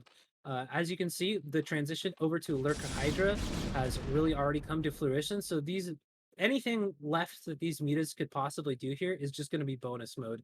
Here we We go. really do have to clear them out. Dark Templar still not getting its job done. Very unfortunate. But even if these mutas never get taken out by a Maelstrom, Maelstrom is still such an incredibly effective combat spell coming into like these big fights. Like, you can Oh get yeah. killer Hydraless lurker clumps and just obliterate them with storms in these fights as well. So I mean, hopefully something comes out of the investment in the Dark Templar, because they're very expensive. Yeah, definitely. Like, even if he doesn't get it on those Mutalisks, like you say, it still has utility, right? Like, you can still get some Maelstrom off in these big fights on a group of Hydra to take them out of the fight here for a little bit. But we'll see. We're getting to that position where Dragon is getting, a 3rd base in a 4th base up here. He's getting his big army out. Like, this is where he plays most comfortably, right? So, although, yeah, the supplies are close, maybe you say Cross has a little bit of an advantage here. Overall, Veer pointing out that maybe there's a little bit of a low drone count here from Zerg as well. But Drag is comfortable in his late game. Now we do have an engage here. Oh, Maelstrom does go down on the Mutas. Where's the Storms? Are the Mutas going to get out? Or is he just going to forget about them and assume they were already dead? So. Whatever. Yeah. It still works. I mean, they paid for themselves already, but still nice to see the Maelstrom go down and the Mutas get picked off there from Drag. Yeah, I mean, honestly, if you let like 2 mutas get away, it's almost better. It's like, that's force supply, and 2 mutas Yeah. won't do anything. You know what I mean? Yeah, But true yeah, enough. the muta threat is finally dealt with, which is excellent, by the way, because having to babysit your High Templar has got to be so annoying. They're slower than everything. They just always are in the back, and the muta just can always kind of like run in and get 1 or 2, and that's such a huge amount of damage delta every time that happens. So good to see that finally get taken care of. Lots of cannons going down in the bottom left-hand corner, so not going to be under much threat for any kind of run by or anything like that in the future here once those are finished up. And then after that, 4 base Protoss, pretty comfortable. Once you got to that point in the game, you're really sitting pretty as far as You have extreme longevity, especially in a map like this, where it's kind of because you're a two-player map. The Zerg does not really have the convenience of taking every base in the universe and then out macroing you over like a 40-minute game. This puts a clock on Zerg. Zerg really has to accomplish some stuff here and get some damage done, or you're going to be in a split map position, and that's really not that comfortable for Zerg. Now, Hive does kind of put the base equation a little bit more in favor of Zerg. Like people like to say Hive Zerg is like a Zerg with an extra base or whatever.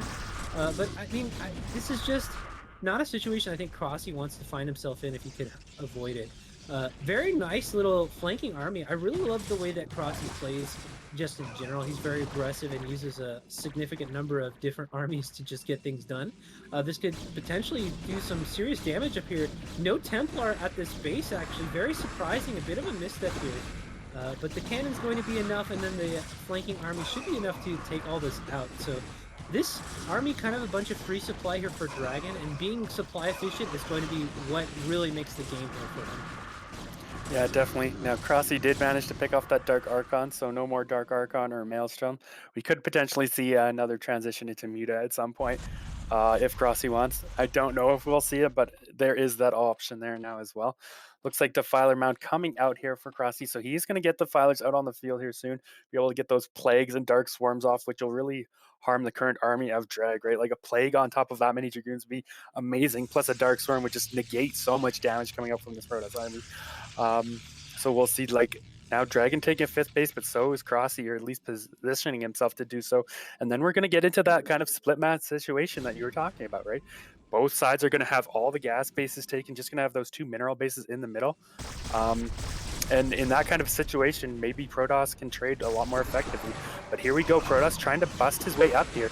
Is this going to be enough? There is a flanking army coming in here from Cross. He's got a ton of units just kind of sitting up on his own high ground, but great storms coming down from DragOn, catching a lot of Hydralisks there.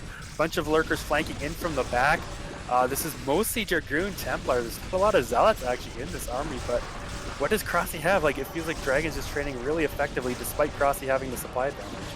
Yeah, it's you know, it's a little sad to see this many Lurkers. Like, Lurkers are great units, right? Excellent units. One of the strongest units in the game, in my personal opinion. But man, do they suck butt versus just a bunch of Dragoons, and if they're just by themselves. They're really, really not very effective in this type of situation. The Lings coming in here going to make a huge difference. Oh man, wow, what a turnaround here. I really didn't expect this Protoss army to do this badly, but the reinforcements really making the difference here in that fight. And all of a sudden, there's like no units on the field here for DragOn. DragOn's Mr. Probe Man right now. And as pointed out, you know, it looks like that 5th base got canceled as well at some point there. So things in a bit of a rough spot. That 50-50 map situation is so good for Protoss, with the caveat that that's like late game Protoss. For quite a while, this Defiler Mound is going to make the biggest difference in this game. Once you've got to where Protoss is able to produce a large number of Reavers, Jesus, how many Templar are there? Oh, and they're all gonna go down here. Oh, he's storming his own probes too. What is this? Oh no! Not like this. Not like this. Devastating, and all of these Archons are just gonna get sit on now by the Lurker gang. Oh my god, and more Templar are just running into the... Oh, this is so unfortunate. What an incredible play by Crossy to get into this spot here in between the 3rd and the natural expansion. Now he's going to be able to siege up this natural expansion, and it's just going to be easy pickings for the rest of the game. Holy crap, this is ridiculous. Crossy just absolutely annihilating the chances all of a sudden of DragOn to ever get back in this game. This is such a ridiculously difficult position for DragOn to be in. Now, pointing out by Veer, there are a significant number of units at the 3rd base there, and maybe we see like some kind of like sandwich to retake this position. Normally, though, you really want to maintain control of the spot of the bridge there, the bridge to your natural expansion. That's how you keep this from happening. That's how you keep your third from getting kind of essentially zoned off by the Zerg army. But now we have an attack on two fronts here at the third. Units kind of derping out though, and really not being super efficient by Crossy. But man, still such a rough position. I don't know if I agree with that attack from Crossy at all. What did he get done? Like killed one cannon for like 30 supply or something, two cannons. Like that was super inefficient for him. He lost a bunch of lurkers, links trying to attack up a ramp, and you can just kind of see the power of ramps in small areas there in StarCraft. But They are wow, the like best units in the game, man. Ramp the is ramps, OP. yeah. Like it's still looking good for Crossy. Like the supplies are still even, but before like Crossy was up like 30, 40 supply or something, right? So if he does that a couple more times, maybe Dragon has a way to fight back in this game. But as it is right now, I still gotta really favor Crossy's position. Looks like Drag made a shuttle, so he's probably gonna try and get some harassment done here, maybe at the third base or something. But he really needs to get a big army out on the map and not allow Crossy to ever take any more bases. Yeah, this is the point of the game that I always feel like looks completely impossible for Protoss. Like even if the game was more even going into it, when Defilers are out and Reavers are not, what does Protoss do? Like Plague, OP, like like Dark Swarm, OP, Crackling, OP. Like how do you beat any of this without Reavers? Like Reaver is the ultimate trump card, right? Once you get enough of them on in the field, or and they're just like sitting up on, behind cannons and stuff, they are like literally impossible to crack, right? But before you get to that point, bro, you have like nothing. You are like surviving literally off of storm energy, and that is the only thing that determines whether you live or die. It's so rough. And so this is such a difficult position to be in. I really like that Dragon is taking a proactive approach to try and deal with this, but man, he is getting run all over the place. His third base, extremely important. One of only two mining bases that he has right now, getting completely crushed by the attack here. His natural expansion completely contained by lurkers right now. Oh my god. And there goes the shuttle. Shuttle getting a lot of work done in the top right-hand corner versus Crossy, but this is... I would not take this trade ever. Like, I would 100% say that this is super, super Crossy favor at this point. Like, what can you even do versus Dark Swarm? This many lurkers, this many Dark Swarms at your natural expansion. Like, how you ever bust this? Yeah, I agree. I mean, even if Dragon does break out from his natural here, I mean, he's a good amount of units. I don't think he can take this game, right? Like, Crossy took out his third base, but Dragon's only mining on one base here now, or Crossy's got 5 bases. It looks like all the drones may have been killed in that top right corner base. Still, though, like, Crossy's in such a commanding position, up 25 supply. I mean, if the supplies were reversed, you might say it's a close game or slightly Zerg favored. The fact that Zerg's ahead by 25 supply, you really got to say, like, this is Zerg's game to lose at this point. I really think Crossy's going to be able to take this unless Dragon can pull off some kind of a miracle or Crossy makes some big major mistake here. Yeah, it looks like half of Dragon's supply right now is already plagued here too, which is, you know, really just so ridiculous. Like, Plague is so good, dude. Protoss is like primarily reliant on the HP of their units. Shields really just shit. Like, shields are like worth like a third of what an 1 point of HP is worth here. And because Plague affects the HP, you're losing an enormous portion of durability of your units every time a Plague goes down on them. And Protoss units so expensive. It looks like Dragon finally able to clear the contain out here, but for what, man? You got one mining base here. You got a bazillion Zerg units on the way. Zerg has got all the expansions that they want. You know, it was a great job. As you can see, Crossy really struggling as far as his mineral income goes. So the blow that he struck in the top right-hand corner was certainly worth something, but wasn't enough. I mean, you are just barely surviving here as this Protoss player right now. And another tiny, well, okay, not the biggest play. I was gonna say another play goes down right before the Defiler gets killed, but hits like 4 total units, so not the most impactful play. Dragon really scrappy, playing this game out as best he can, and maybe gets some significant damage done here, but I don't see it going very well for him for much longer.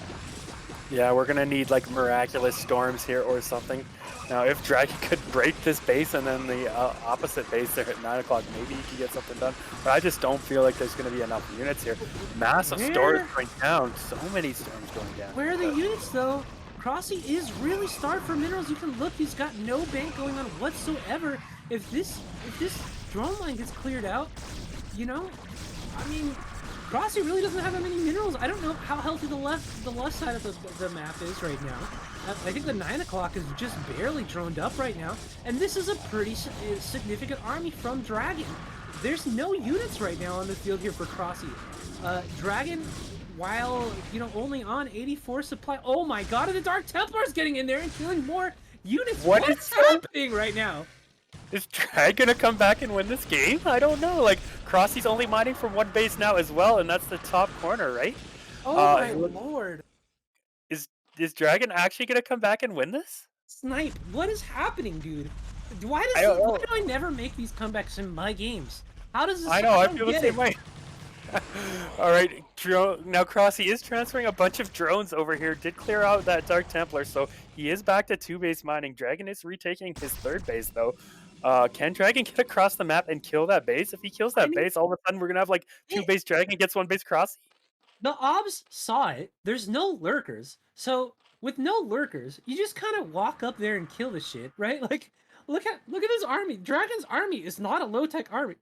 He's got 2 Archons. He's got enough Stormy Boys in there to be able to dish out the AoE damage. He's got a good buffer of Zealots to keep everything healthy from getting attacked.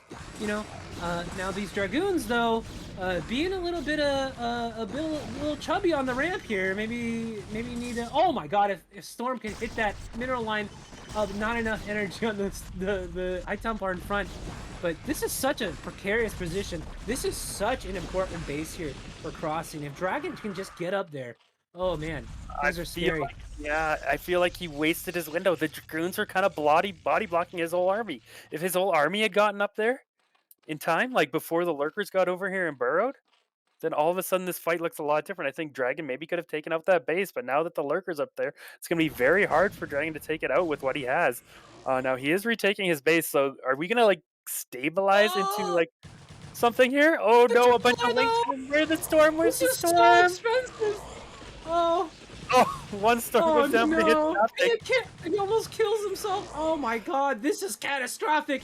Every single one of those High Templar are worth their weight in gold. Such a low econ game right now, but the longer this goes, the more I'm liking this position for Crossy. I mean, because bottom left has got to mine out for Dragon fairly soon. There is very little minerals left there, and once that's done, we're back to desperation mode again with the 1-base mining here. And Dragon really needs to make something happen because the longer this goes, Crossy really is going to start making those units that he needs to get on the field again. Look at how muscly the Zerg army has become in the short time that he's had 2-base mining. Well, and look at the supply too, right? It really tells the story of this position now. Crossy is twice the supply here, so while it was looking like Dragon was fighting back, maybe had a chance, made it exciting and close, I do think Crossy is just about to seal the deal here. Wrap it up. There's no way Dragon's going to be able to stop what Crossy has here with what little he has. 46 supply, like, this is just GG, right? Like, there's nothing Drag can do from this point on. So Crossy, I feel like, is going to take this game. Very exciting game 4, I will say. But Crossy takes it down, and it will be taking a 3-1 lead here just as soon as Drag's ready to GG. Yeah, I mean, star-studded defense here gets a ridiculously efficient trade just now, but even then, like, we've got Cassidy on the field, but yeah, like, how are we ever gonna afford another Nexus? You know what I mean? Like, this Nexus has been canceled like 6 times now. It's absolutely absurd, the amount of annoying crap that Crossy's got away with this unit movement, and it continues to take control of that. Oh my god! Stop it! Dragon! This is illegal. Dark Templars once again getting in here. It's finding all the drone kills. Unfortunately, the one Hydra plus the drone game able to take them out. Dragon gives the GG, but what an excellent game by both of our players. So scrappy. Yeah. Well, that was a fun one for sure. I'm good either way. Yeah, I'm good. I can keep going. Okay, no worries. Man, wow. That was... Man, Dude, I thought Dragon had it for a second there. Like, I know. if he gets those stupid Dragoons off the ramp, and just gets up into that expansion, doesn't even need to kill the drones. If he just kills the hatch and denies the lurkers up there for a little while, the game is completely different, right? It was a game that came down to inches at that point. And I was so rooting for Dragon to Yeah. get up there and change it up. But man, did Crossy come through in the clutch. That definitely kind of felt like the moment that decided that game, right? Like, sure, we could say Crossy was ahead before, but then Dragon kind of fought back, right? He was doing good damage. He killed that base at 3 o'clock. He was moving across. If he killed that base at 9 o'clock, I feel like if he had gotten those Dragoons up there, if they weren't body blocking, he got all his Zealots, Templar, Dragoon up on top of that ramp before the Lurkers got there, he could have busted that base. And had he busted that base, this game would have been way different. And I think he could have even potentially taken that game. So close, man.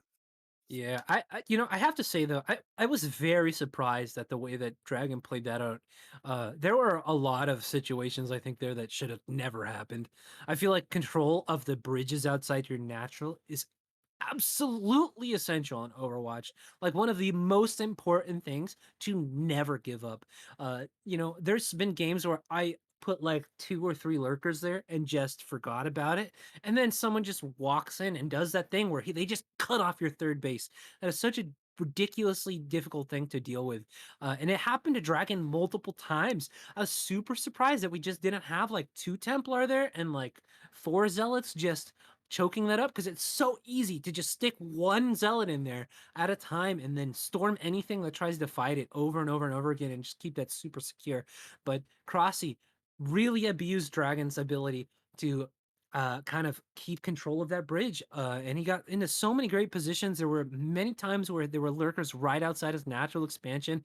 And there was just a lot of flub ups there. We saw that time that it was like, what was it, like six Templar that just got obliterated by Zerglings, and then they got forced to be made into Archons, and then those got taken out, and we had the transferring High Templar that didn't get any storms on that one control loop of Zerglings, and he lost three to the Zerglings as well. And it just felt like Kratzi's multitask crushed Dragon's ability to play that game out that time.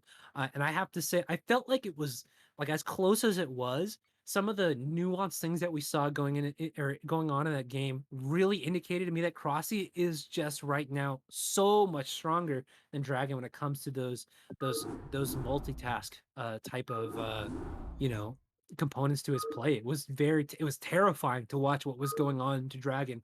He played really well, great control and everything like that, but like just it was like constant almost that like I felt like Crossy was in these positions where he was really running around Dragon. Yeah, definitely agree with what you're saying there, but also like it's a little bit surprising to me to see that because I think for the most part Dragon has been a lot more active than Crossy recently. As far as I know, Crossy hasn't been playing a ton. Like sure he shows up for these random like race wars events or something like that or like this show match, but outside of that I don't think he's been like actively practicing or playing nearly as much as Dragon has been. So a little bit strange to see. I thought Dragon would be, more in shape, Cross a little bit more rusty, but it seems like it's almost the other way around here. I But yeah, I sorry. wonder if it's like I wonder if it's just a player thing, like a stylistic matchup type of thing. Because there are some players that play a specific style that is just very strong against another player's like strengths. You know what I mean? Dragon is really well known for his late game, but Crossy, I mean, he's super active all the time on the map, and that seems to be something that has proven to be a bit of a weakness for Dragon, at least in the show match so far. So I'm looking to see how we get on into this next game. Looks like check it out. Yeah, it looks like the map will be Neo Sylphid, 3-player map. Spawning here at the 12 o'clock position in the brown, down to 3-1 here at the moment. It is Dragon. All right, in bottom left-hand corner spawning as our Zerg player, we do have Crossy, and man, do I feel like I'm listening to the freaking Guardians of the Galaxy mixtape, dude, because this is like the greatest hits from the last decade, I swear to God. Another great map, Sylphid, tried and true. Again, a little bit of a tough map for Protoss, generally speaking. Uh, Another one of those maps where you can really dominate the Protoss in a long game if you just play to the Zerg's tendency to take bases and hold on to them. So we'll have to see how the map plays into it. A lot of times you'll see the far third strategies, and you just lock down 2/3 of the map and just be like, "This is my territory now. Come at me, Protoss." So I'm looking to see how this plays into it. But again, this is one of those maps that really made the rounds. Everyone's Yeah. really comfortable with Sylphid, from the BSL players to the CPL players, man. And let me tell you, I have lost many a game to 2Gating Protoss on this thing because I suck balls and I played in a lot of CPL matches. Speaking of CPL, this map is currently in the CPL map pool once again here. Did get voted in from a few people, so there you go. Still Heck being yeah. used.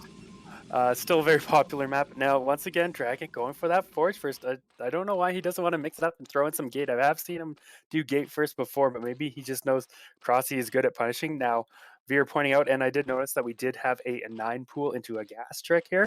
So maybe the Forge first is going to like pay off a little bit here for Dragon if you can get those cannons up in time. So you can see we do have 6 Zerglings being made here now. So I will expect to see Dragon probably throw down 2 cannons just to be safe against this, not wanting to die here. And yeah, there we go, 2 cannons. Looks like it's positioned to have his gate forward here once again as well. Really favoring that forward gate, like, you can have my gate, but I want to protect my forge type of wall-ins here. I know this is really intentional, but it's so funny. This reminds me, like, whenever you play on ladder and you hit like an 1100 player, and they just do that thing where they just like put like 4 cannons like in front of a pylon. This is what it looks like to me, just because that forward cannon.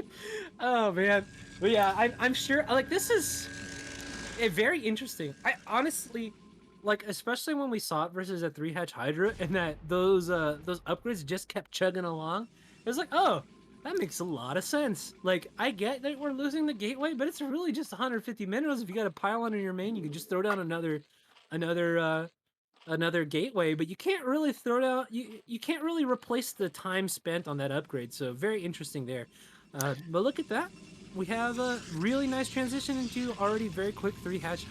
Looks like 3-hatch Spire play. So not a crazy amount of commitment. It doesn't look like we're gonna have any kind of ridiculous speedling play or anything like that from Crossy. Just getting some lings out here to be annoying. Uh, You know what? It kind of reminds me of, like, I know Dragon's doing this on purpose. I've actually had discussions with him about this before.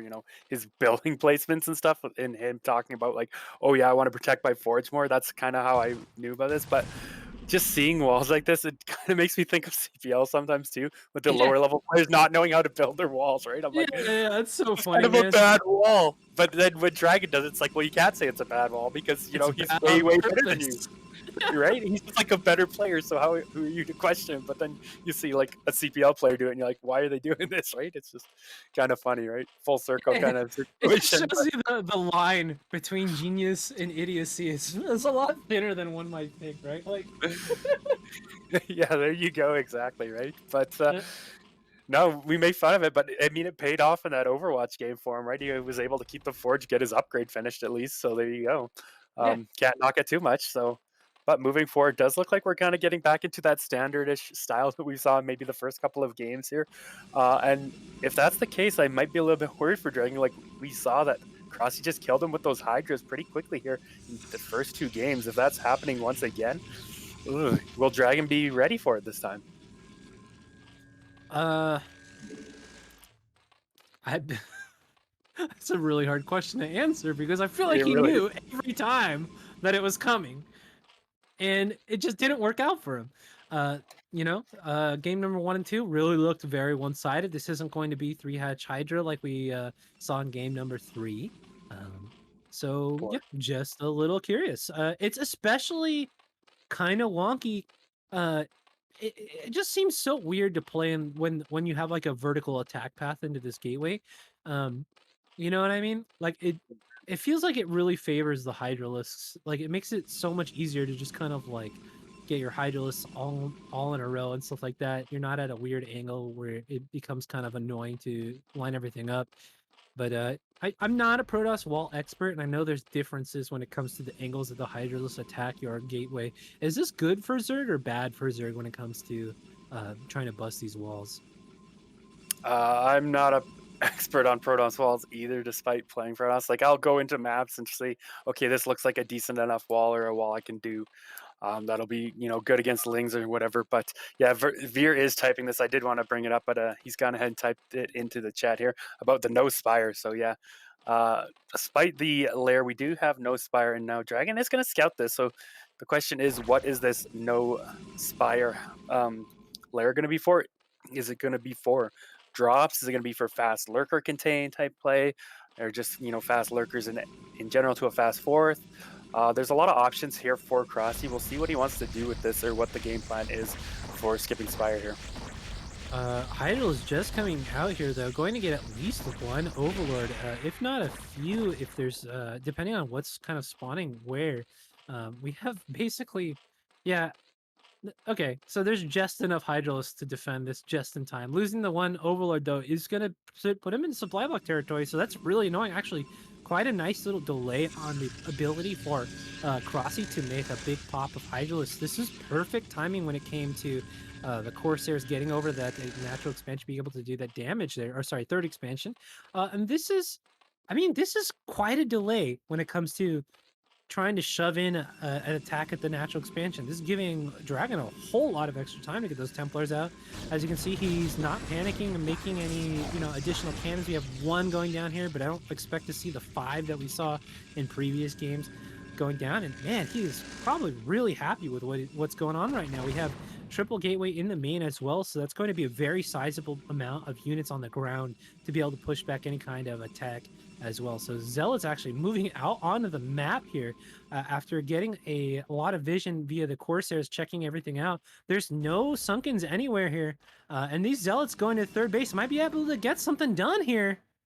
Yeah, we'll see. +1 and speed just finishing up. So now Dragon is going to move out. Crossy does have vision of this now. He will move out. I don't know about this. I would have liked to have seen him maybe have gone behind the wall instead of going out, but he was probably hoping to go for a flank. Drill coming out, but Dragon wisely pulls back before he can get Drill. A couple of Zealots getting stuck, but it looks like they will eventually clear out and get away. You don't want to engage that and lose them all. We can see the difference here once again. Like, the first 2 games, he would have lost those Zealots, or he did lose those Zealots, right? And then this counter attack just kind of killed him. But he already has Templars out as well, and the Zealots are going to get away, so he will be able to buffer for these Templars. I don't think you were going to see him die to this Hydralisk Presser like we saw in games 1 and 2. Oh yeah, not even close. The Hydralis numbers also coming out much later due to that hilarious one Overlord snipe actually making pretty big difference here. But yeah, plenty of Stormy Boys here in the natural expansion. Tons of the Zealots get back home safely. And the Zealots actually, despite having a good amount of Hydralis in the natural expansion, got a good number of Hydralis kills before they left and traded fairly efficiently. So all things being equal, this can be much stronger, the Dragon's going to be able to get on the map much quicker. Like, honestly, right now, if you want to move out, he has, the number of Zealots here is sufficient to just fight this Hydralisk army without any kind of storm available. So things looking much better for him. He loses that gateway in the front, but who really cares? Everything else, not so good, though. Okay, it looks like a false alarm. Yeah, I was like, oh no, is Dragon going to drop here? But I mean, supplies are close, but you still got to say Dragon's probably a lot more comfortable in this game than he was in game 1 and 2, right? Like, he's going to be able to get his additional tech out. He's going to be able to get to his Dragoons, his Observers. He's going to get to that late game buff Protoss army that we saw him just run over Crossy with in game number 3 on Eddie there. So, yeah, if Dragon can get into that position, he's going to be very scary. Even though the supplies look close here, we have seen him just dominate when he gets into that situation. So, and I mean, Dragon is going to be able to get there. So, I'm not feeling too bad for him in this spot, even though the supplies are close. Yeah, and I mean, supplies being close is not a big surprise. Like, we did have a fairly early investment into Hydralisks. Since then, Crossy has been droning up and has got great saturation, actually, at his natural and his third. So much so that the fourth should be able to get a nice, healthy transfer once it's finished up. But, when you have a nice, big, early Hydra pop, the Zerg does climb up in supply very quickly. You get 35, 40 drones, like, right away, and then you just kind of make a whole bunch of Hydras, and that does certainly inflate your supply for a good amount early on. And as you can see, the Protoss army retains a significant amount of complexity advantage over the Zerg. We don't really have lurkers or anything all over on the field yet. We haven't seen any lair tech really at all that I've seen, at least, on the map yet. So this is a fairly, I would say, weak Zerg army supply for supply when it comes down to it. We got like one lurker with the fight here, not going to present much of a threat to the zealots. Zealots going to be really effective here with storm backup. We could see potentially a wipe out of the Zerg army if we're not careful. Yeah. Now, you brought up a good point there that made me question something. Like you said, okay, we haven't seen much lair tech, right? We've seen one lurker. He got that pretty quick lair, like he got standard lair timing, but what did he do with it? Nothing really, right? Like one lurker? Is that the only thing he's done with the lair so far? Why did he get the lair so early if he wasn't going to do anything with it, right? Maybe there was Overlord speed that was upgraded. Maybe that was his main purpose. I'm not entirely sure.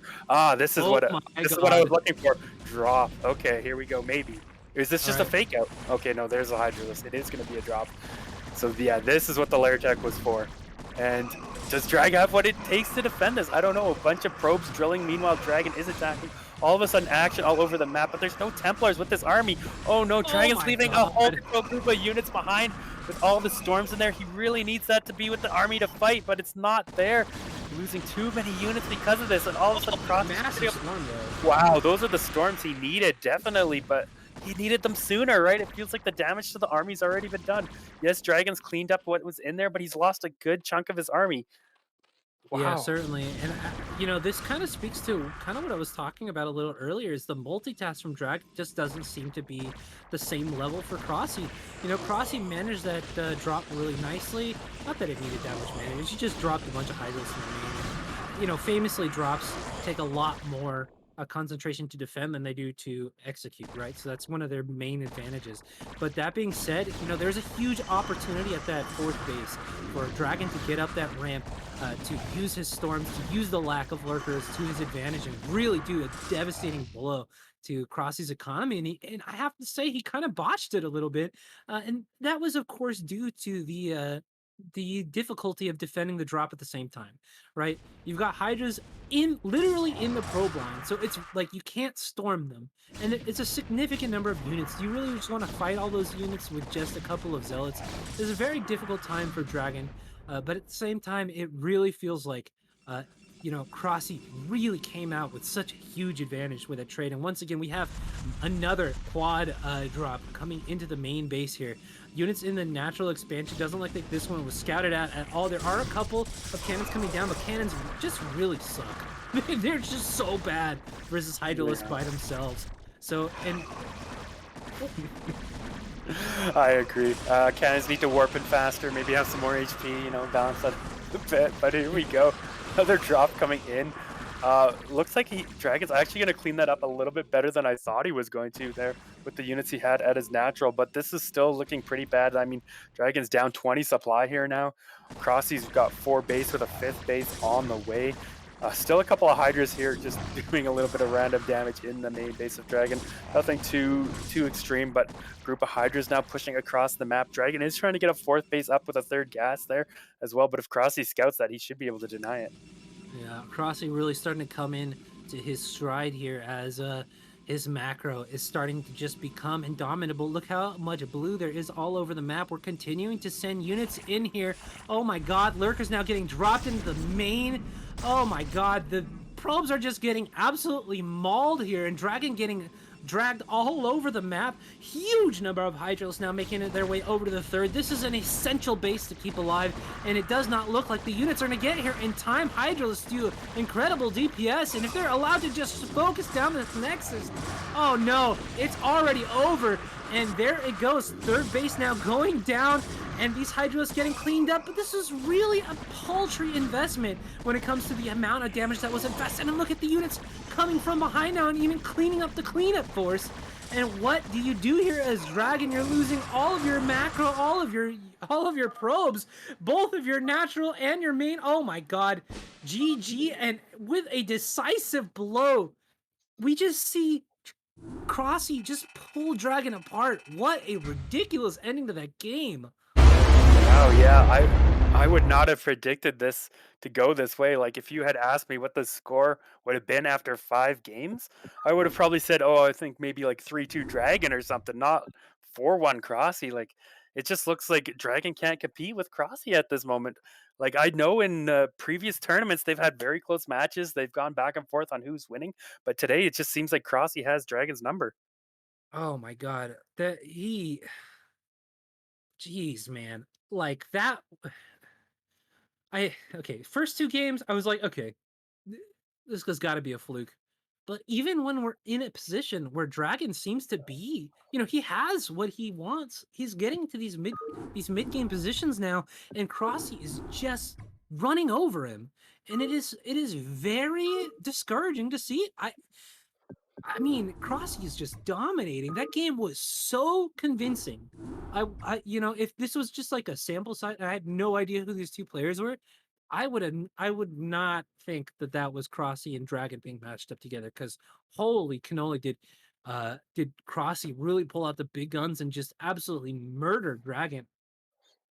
Yeah, it just seems like every game Crossy's just a little bit too much. Now, the one game that Dragon did run over Crossy kind of looked like the other way around. Like it looked like Dragon just Yeah, had Crossy's number in that one game, right? that was Like so weird, right? Because he just started exactly, dominating, Crossy got right? absolutely obliterated that game. So I don't know what the heck is going on.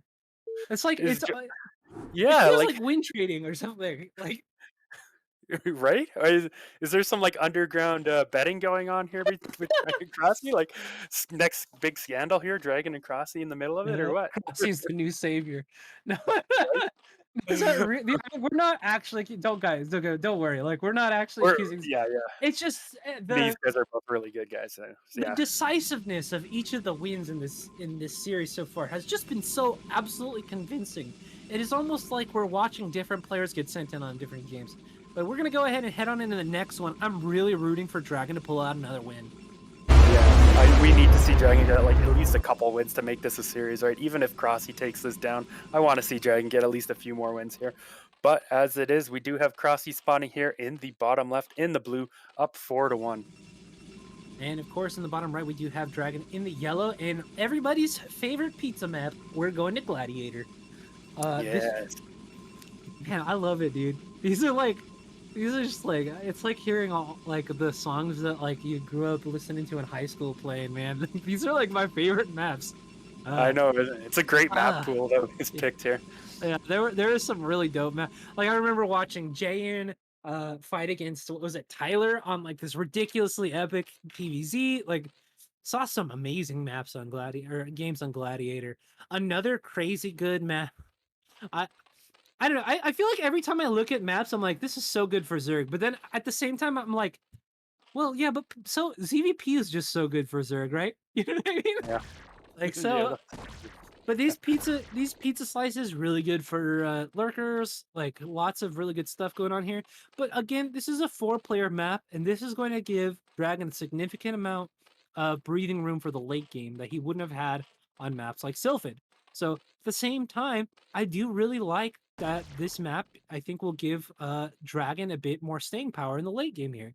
That Yeah. being said, man, the multitask from Crossy is just on another level, and I'm really worried that we're never going to get there.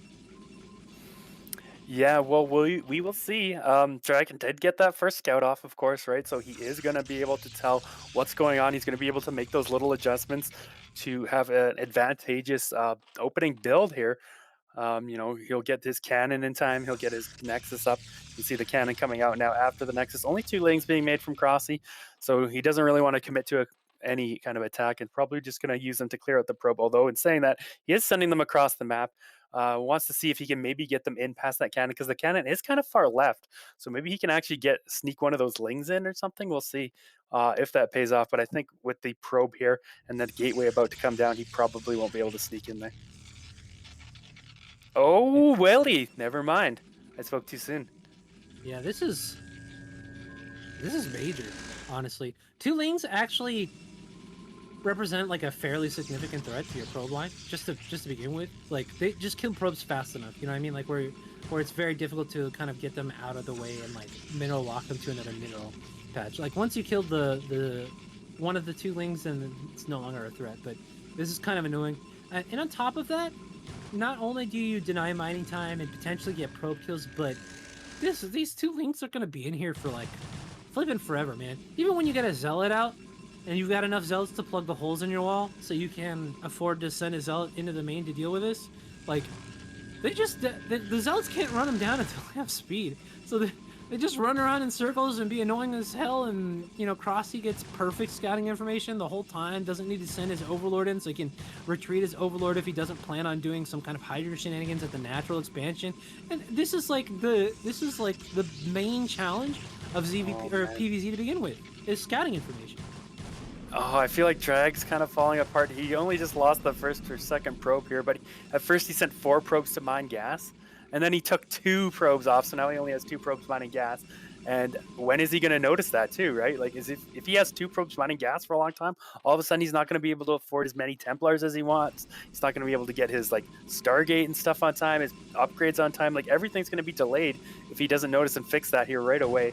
Meanwhile, 2 Links still running around being annoying, picking off what they can. One of those Links is almost dead, but this feels so bad for Drag already. Like, is this just going to be a quick 5-1 here for Crossy? I almost I wish there was like a plugin that we could use to like see how much delayed mining time there has been too, because there's been so much probe movement here and like so little mining done in this main base. Like this is like kind of catastrophic damage for what these 2 Lings should have done, right? And yeah, I also think the point about the only having 2 on gas for a while there is pretty funny. Like it's something I actually go for in a lot of my games. I'll be really annoying, right? I'll snipe like SCVs in a mineral line, but I'll snipe 1 SCV off of the gas, and that can commonly like be just misinterpreted as being full mining on your gas still. It's so annoying. So it looks like DragOn is being very my careful about God. it. Has rectified the mining once again on these gas, but damn, Can we it's check? just annoying. Can we check how many kills these Lings have now? They've 3 on one of them, I think I saw. 2 on the other. So Oh my five god, probes. Like that's it's just so so much damage. ridiculous. Like, I mean, when things were kind of even early on, it feels like they were close games, but Crossy was coming out with them, and here comes another probe going down, finally killing one of those Lings. But this is like 6 probes have gone down now, right? And all the lost mining time, almost a 7th. Look at that, 1 hit away from being 7. Like Crossy's got to be feeling great about his position. This has got to be kind of disheartening for Drag. I know Drag is like one of those guys who doesn't necessarily get thrown off from his game as much as a lot of people. Like not as maybe as emotional about letting it affect his play. But after this, man, it's just gonna be so tough, right? Yeah, I mean, even if it's not affecting your mental, like just the build order, right? Like like uh, when you're missing 6 probes worth of minerals all the time, all of your timings are just in the garbage can.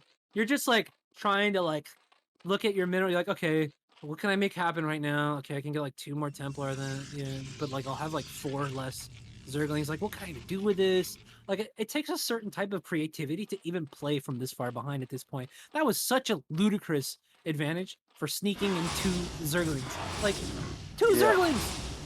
We went Forge first. Like, how did those get that much done? Well, these zealots don't have speed now, and they're coming in here. There's Mutalists that'll eventually my pick off. Maybe God. they can get some drone counter damage done. I feel like the first Corsair got picked off here as well. Like, where is it, right? There is no Corsair, so it must have been killed, right? So, yeah, GG is called already from DragOn, and wow, this is a quick 5-1 here for Cross. So Crossy will get that extra $14 bonus here, but we're gonna continue on with the show match. I mean, there's still that's been 6 games, still 3 games here to play. It's so funny that you guys too. Because I was watching it, I was like, why do these guys suck so much ass right now? What are they doing? These are the worst zealots ever. Like, they're just so bad. There's like 6 Zerglings and 3 Mutalisks, and they're just dying left and right. You're like, what is happening here? And it's like, oh yeah, they just don't have speed, and so they're literally just the worst units. Like, oh my god. Yeah, yeah. Ugh. I don't I don't know what to say. Dragon had that one game that he just looked so dominating, looked like Dragon, but these rest of them, it just I feel like okay, a little bit of talk. Crossy thinking that the games are over, but no, it is. It should be going all 9 games here. Yeah, so we do have 3 more. It looks like he agrees, so he will be staying for those next few games here. Good man, Crosby. Good Yeah, man. good man, Crossy. Now, that was the 4-player map, so we should be going to a 2-player map. I can't remember what it was. It's funny. All right, Polaris Rhapsody will be the next map, and I'm trying to remember this one. It's the one I'm thinking of. Can be kind of tough for either or both races here. I think the third base might be a mineral base on the high ground there, which again doesn't really favor Protoss. Yeah, okay. Very much like Protoss really wants that third gas on their third base. So Mm-hmm. I don't know how this one will go. Like, I don't know, man. Drag's got to come up with something, do something different, right? Like open gateway for Pete's sake for Please one of these open games. gateway first. Literally Please. 6 games, he's gone Forge every game, and he's 5-1 or 1-5, however you want to put it, right? Like, we need to see something different from you, Drag. Like, what you're doing is clearly not working. You gate at the natural. Do it, dude. I want to see it. I don't know. That thing is I feel like, and I think that Dragon acknowledges this via his build orders, that Crossy may have the advantage of his micro-oriented openers. So we're gonna have to see what the decision making is for Dragon, but I honestly feel like he's just gonna go Forge every game. Because I think he is putting a lot of stock into Crossy's control, and I think that's a good idea because Crossy's got great control, as we saw last game where he ran him around with 2 wings, got 6 kills. So let's check it out. Yeah. All right. Well, spawning here in the bottom right corner is our blue Zerg, picking blue every game. Of course, it is Crossy. Top left hand corner spawning as Mr. Orange himself. We have a dragon. Yeah. Different color every game, pretty much. Just letting the randomizer do its thing. Now, yeah, come on, Drag. What are you going to do? What are you going to show us differently here? Please don't send that probe out to Scout. Please don't send that probe out to Scout. Don't send that probe to Scout. Ah, there it goes. No. So it's All going right, to be a well, Forge.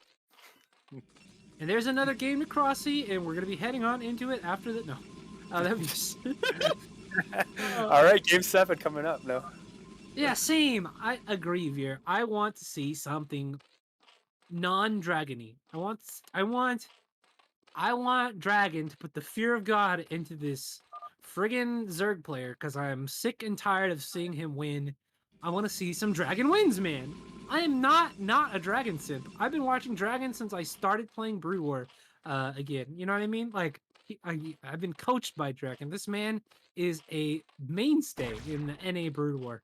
So I want to see him go the distance here and put up some points on the board.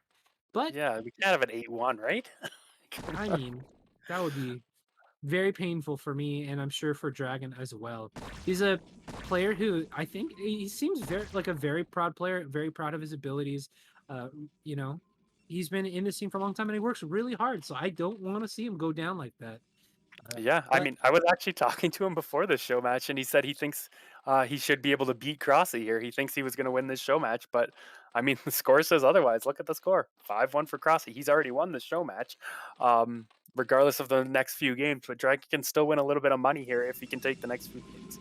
So let's see it.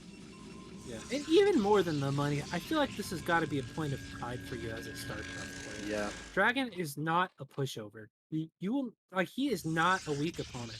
This guy is consistently really, really strong, and he has been since at least for the 3 years that I've been watching him. He's always been one of the players to look out for. So I really, really want to see some results here for him. But we haven't seen much. Like we don't, you know, these Forge openers. You just don't get any kind of uh autonomy from them. You are super stuck, and this is something I talked to G5, or this is rather not I talked to G5 about, but he rather something that he rants about whenever ZVP comes up. And these Forge openers, they just concede so much control to Zerg for so long. Once your probe is dead, you are blind until Corsairs. Whereas when you go Gateway, you have a lot more tempo in the early to mid game. It gives you more vision, gives you more intel. You potentially get a lot of stuff done. You know, like I just want to see a little more of the game being in Dragon's hands because right now it feels like his build order is constantly coming up short against Crossies, and it's just we're having a real hard time getting any kind of advantage in the mid game that allows him to take a third base in any kind of stable position. Yeah, definitely agree about that. And if it continues this way, I am worried for Drag. Like I am worried this could potentially be an 8-1. We did see Dragon have that one dominating, commanding game there that looked like Crossy stood no chance almost, right? But that was it. He just had the one game where he kind of showed up for. The rest of just looked like not like Dragon almost, just like Crossy just having his way with him kind of thing, just doing Yep. whatever he wants to do and just being rewarded for it. It's just I don't know what's going on here, but I got to see some better games from Drag. Like, come on, Drag, get us a couple of wins for the Protoss race here. So we got a bit of spookiness going on here right now, as we saw. Good amount of leaks coming across the map here. We've got a single cannon. We don't have a link tight wall going on right now. And something pretty bad could happen here. A lot of link. Well, why don't we just go across the ramp though? But I guess taking the long route here, I don't really know what this is. But as you saw, we had a very delayed layer to the exclusion of, rather for the benefit of getting a very fast link speed. There's only a single cannon here. With this number of lings and the really paltry number of zealots that we currently have cranked out, we could, like, this could be a dead gateway and you could just run your way in. What is this? And why is there a Dragoon popping out? I know the Dragoon was there to snipe the Overlord, but look at all the links coming in, and they're gonna get on top of the No, cannon. not like GG? this. Again? Is this just 6-1? Oh, this hurts my stomach, dude. GG, I don't want to right? see Like- this. I'm in pain. I'm really. This is not the Dragon we know. Like, there it is, 6-1 for Crossy. He's a loot. What a brutal game. Man. At this point, I feel like Crossy is in the membranes, within the folds of Dragon's brain, pulling the little creases apart and, like, looking in there, and he's just... Oh my god, he's killing him, man. I'm so let down by this series. Like I thought it was gonna be close, like a 5-4 or something, maybe a 6-3 one way or the other. But I was like, okay, we'll probably have a 5-4. These two are evenly matched, but Crossy is just making like this is no contest. Making this look like no contest. I don't know, Yeah. man. I know earlier Crossy was talking about having a tea time, so maybe he's just really trying to get through these games to get to his golf game, man. But jeez, he is. That was okay. Look, I've seen that strategy work a bunch of times, okay? But Dragon was in that base for a long time. He didn't see the layer. He didn't see uh no Hydra Den. He didn't see nothing. So he should have known that there was link speed going on. Like otherwise, what is going on? There's no macro hatches to indicate we're just going for 5 hatch Hydra before layer.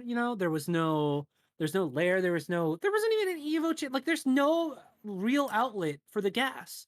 So I have to why not just put it on a second cannon? Like, you know what I mean? At that point, something is happening, and it's not gonna be good for you. So Yeah. I just really sad. It really hurts me to see that happening to Dragon because this is a player that I've looked up to for a very long time. Um, so very unfortunate, but this is the reality of ZVP, man. Uh, I would say it's the second hardest matchup in the game. Protoss versus Zerg. I think ZVT is like literally the hardest. Then PVZ very difficult after that. There's just so many things that Zerg can do, and it's so hard to figure out what is gonna happen to the when you're a Protoss player sitting behind a wall with some cannons. And like, you think that happens if you go gate first? I don't think so, man. That is true. I mean, when you do go gate first, it can be like a little bit dangerous sometimes. If they go a bunch of lings and you don't scout it, they could get around, get into your main base. But you have to do something right now. It's just funny reading the chat here. Sorry, I know the chat can't see it, but just reading the in-game chat here between Veer and Drag. Crossy did go to the washroom, so we'll be a couple of minutes before we get into that next game. But of course, it will start up here pretty quickly. I You got to get in that corner with your boy, man. You got to cut the eyelid. He needs the pep talk. He needs to be able to see. He needs to go those rounds, man. All right, I'll go hop into chat with He, it, pump him he up or needs something. he needs some help, dude. He lives like Gotta 5 minutes to me. I'll go run over to his house, yeah, knock on his door. Drag, get it together, buddy. yeah, get Discord on your phone and just drive on over there, cast from your phone, whisper Yeah. sweet nothings into his ear, man. He needs the pep talk. The mental's gotta explode at this point. Like, don't get me wrong, it is it is so hard. It is so hard in a series like this to keep it together. I know and I think everyone knows that he's one of the strongest mentals in as far as like foreigners go. Like you see a lot of other people and they go down in a series like this and they're gonna have a big mental boom. But it has got to be really tough, man. Uh because you start to feel like you've tried everything and nothing's working. And then after that, there's I think a big loss of morale. I really hope that that Dragon keeps together and brings in keeps that mental going for these last couple of games here. Yeah. Cuz if we see that type of mental explosion, we're going to it's going to be a disappointing last two games, but there's still something to be said for having a huge amount of tournament experience like Dragon does. He plays in a lot of stuff out here, so I hope that the tournament experience really is going to carry him through in the last two games here.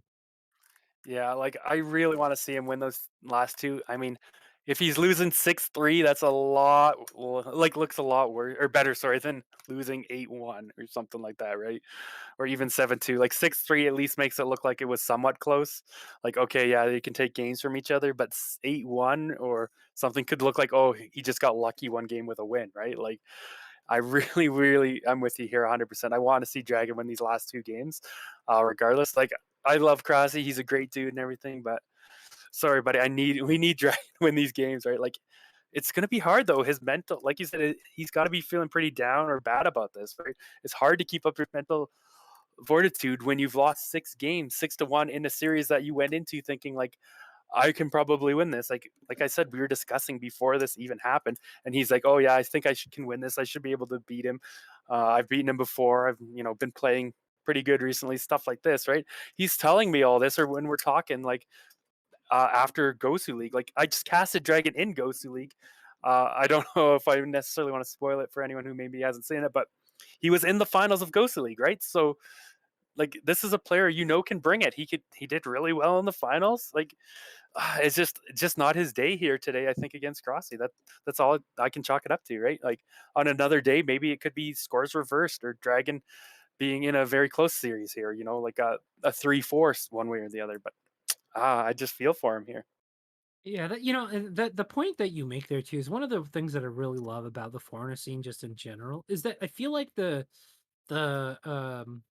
general skill level, at least in like, there are some outliers, right? Like you have like I think the top 5 players, which or I guess top 4 players, like the no, I'd say top 5, type 6. Like it's like you have your Bonneth, you have your DeWalt, you have your Siki and True Touch, and you have your Terror and Dandy. And those are like your upper echelon players that Yeah. like kind of sit in like a league of their own. But then when it comes to the rest of the foreign scene, it's just so close. And all these people consistently make it to like these end levels of like these big tournaments, right? When we had Have At You, Dragon would be a regular finalist, a regular, top 4 player, that type of stuff. You see these guys come out here and play really great games all over the field with all of these different players. You have like Hawk and Jayun, and all these other players like Gypsy. They all do so excellent versus each other. Really strong guys. I would even say Gypsy's like really on the high end of that as well. And that's what makes the foreign scene so exciting for me, and why I follow it way closer than I follow any of the Koreans. But it looks like we are going to be getting on into the next game here. So let's get our Dragon #1 fingers on, our big foam fingers, and let's root for our guy because I want to see some Dragon wins. Yeah, let's see them. All right, here it is, the man himself, Dragon, and the pink Protoss this game. I believe that's pink, not the tan one. In the bottom left. And in the bottom right, as the blue Zerg, we do have Crossy. And I do feel like this is going to lend Dragon a bit of extra power, as this, in my personal opinion, is another one of the superpowered colors. So hopefully, things are going to turn out well for him in this game. Ascension, yet another map very similar to. We're getting a lot of these maps that are fairly reminiscent of each other. This reminds me a lot of In the Wave and Eddy and all this kind of other stuff. Uh, and so I feel like this is certainly going to play out very similar to what we've seen so far. And I'm worried that kind of isn't going to be great for Dragon once again, as he has just not been showing the greatest results versus in like a standard game. Maybe a weird map might help him out a little bit or something. Yeah, let's see. I mean, he's just content to do Forge here again, right? Like, we'll see. We'll see. He is going to get in here and scout actually. That this is a 12 hatch. Oh, yes. I want to see. Can Dragon go Nexus first here? Will he react in time? Yes. Okay. It's going to go Nexus first. So it is going to be slightly different. I mean, it was going to be a Forge first, but having scouted that Crossy wants to go Hatch first, Dragon is not going to throw down his Forge and going to go for Nexus. So this is a little bit different. I mean, yeah, he's still probably going to go Forge after that, but at least it's a different starting for him, right? Like, it's not Forge first. So that's something. Well, yeah, and he has delayed the 12 hatch very significantly, right? And it looks like he may even get away with delaying the third hatch as well. Getting away with Nexus first in this situation is pretty astounding. Oh, what? Is There is Crossy no. going for 3 hatch before pool? Look, he didn't go Nexus first. He still went Forge. This might be great for him, though. Is he going Because for a Crossy's cannon? going 3 hatch before pool. We don't have a pool yet. So he has to cannon rush this then. Like, he has to Yeah, go for a cannon this rush. could be mega fatal, though. He's not going to do it though. Oh, please make. Yeah, there's no like great spot to cannon rush here. He's what? He had full scouting. He saw that this was hatch first, no pool. And then he still goes Forge and does nothing with it? Oh man. I'm what? Dragon, you taught me most of what I know in this game. Like, seriously, a lot of my skill, a lot of my skill and knowledge in the game has come from Dragon, but I mean, I I'm feel at a like I'm not. total loss here. Oh, this is. Are we sure? Is this actually me playing and like Dragon's casting and somehow sounds like me or something? Like, what is going Is on? there buildable terrain at the third at all? Like, Yeah, there's some. Yeah, like even above the gas there, maybe like. yeah, I mean, because when the pool is this late, you can't pull like 6 drones to the third, right? There's no way to stop a 2 cannon rush like over, right? Like so. Oh my god, I'm so tilted right now for Dragon. Holy crap! I think it's just not his day. Maybe this has gotten to him, right? The fact that he's down 6-1, he's just not playing at his peak performance. Has got to be it, right? Like, I have no other explanation for this. You have full scouting and you still go Forge, and then you don't do anything with the fact that you went Forge. I know, dude. Crossy really just the OJ Simpson Zerg, man. Getting away with murder this game is ridiculous.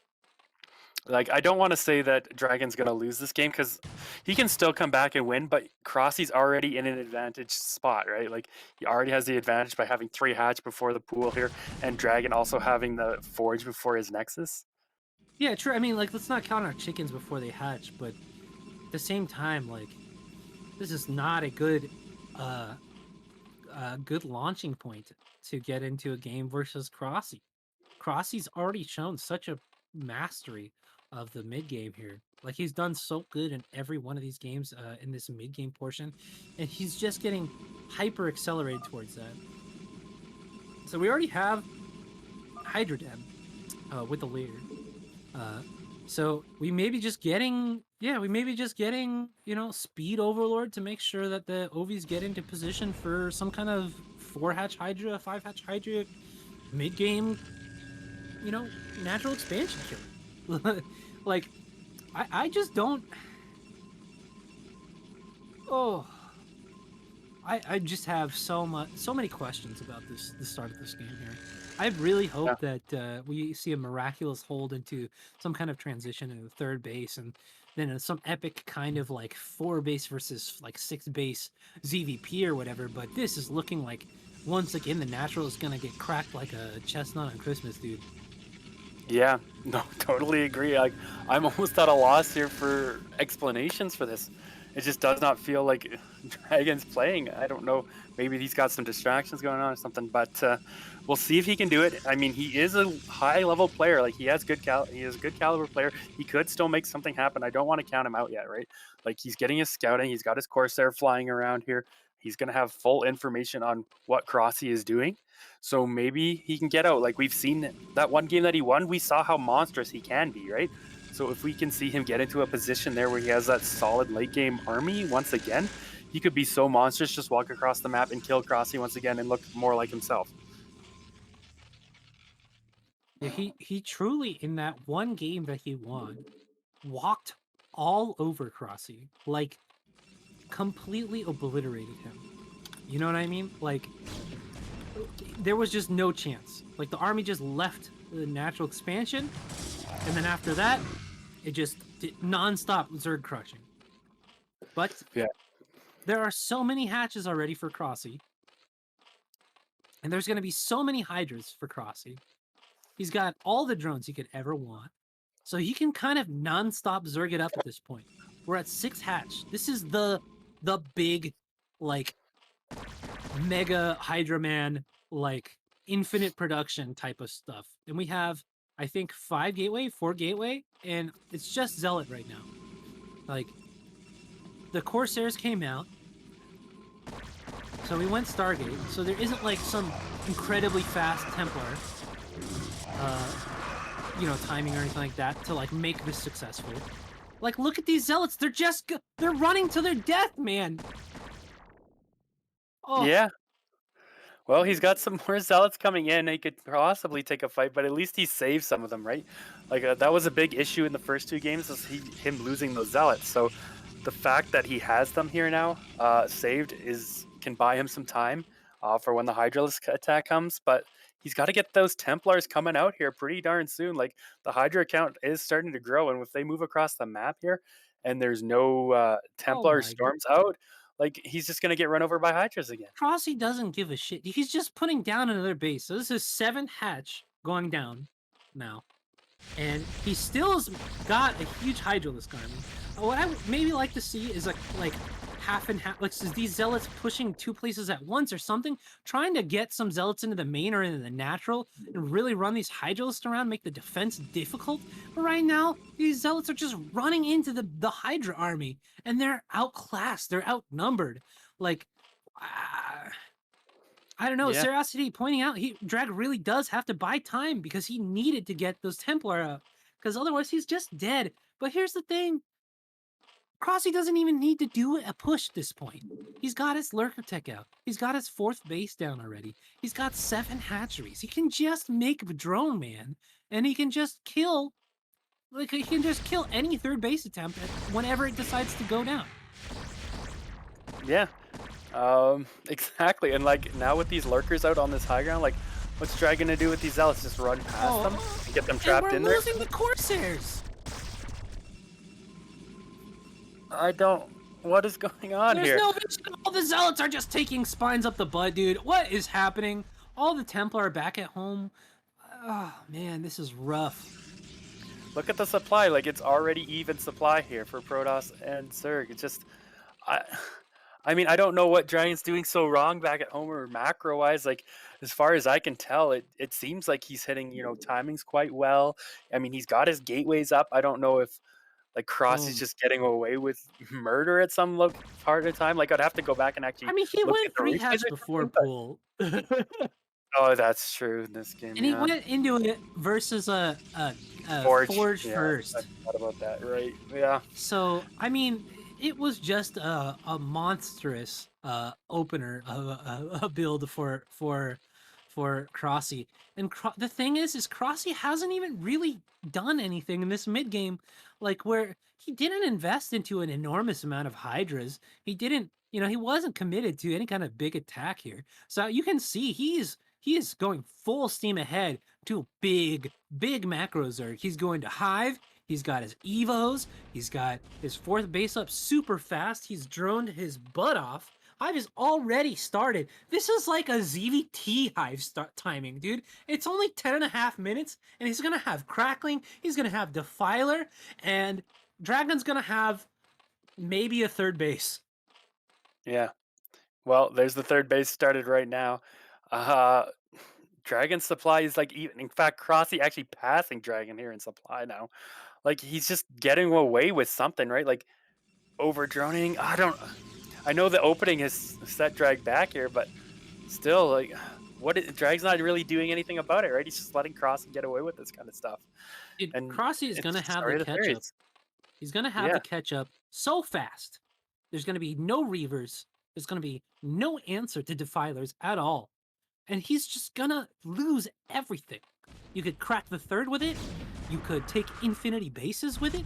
You could do whatever you want. These zealots are gonna be completely useless the instant they get plagued. You get plagued zealots, and you got two lurkers, and that's the whole army.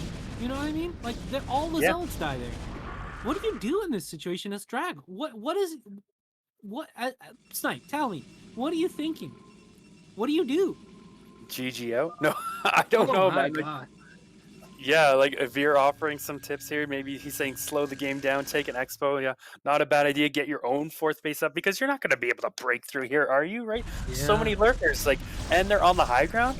We'll see if Drag can make this work, but I am worried. There's a lot of not cracklings yet, but a Zergling's behind there. Crackling's probably pretty soon, right? The Hive's got to be done by now with that upgrade on the way, but Yeah, you can't bust any of this.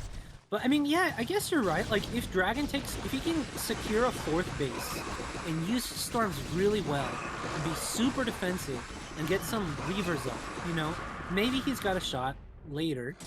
But there's no aggressive move to be made here at this point, right? I feel like being on the map at this point is just a mistake. I feel like he really has to get a fourth gas and start getting reavers and get something that can actually deal with these defilers. Now, the problem is does Dragon know that the Hive was this quick? I don't know. I kind of don't think so. And another big problem, of course, is that defilers are like one of those very important defining timings where Zerg is able to start cracking bases where cannons and Templar no longer represent like the completely unbreakable positions that they once do before you have that defiler. Uh, but once you have Dark oh Storm, no. once you have Crackling, it is really difficult to hold bases. Yeah, it looks like Drag will be able to save this base.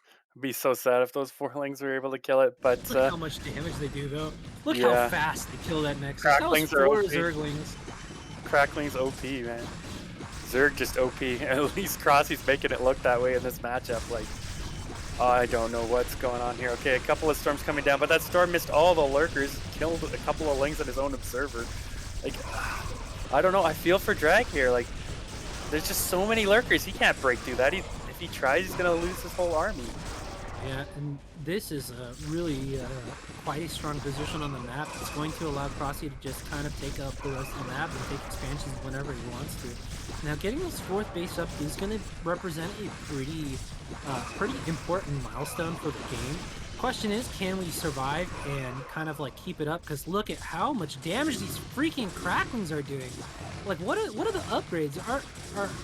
Are they on? Is there parity with the armor, or is Dragon ahead on the attack upgrades? I am really worried for him because these Cracklings are insanely efficient.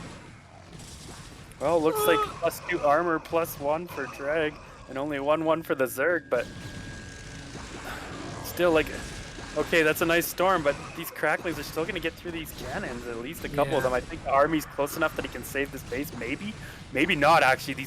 Look at how fast Cracklings kill stuff. It's insane. Stupid. And as you said, they are on even attack to carapace upgrades, and that it represents an extreme threat. This is a huge problem.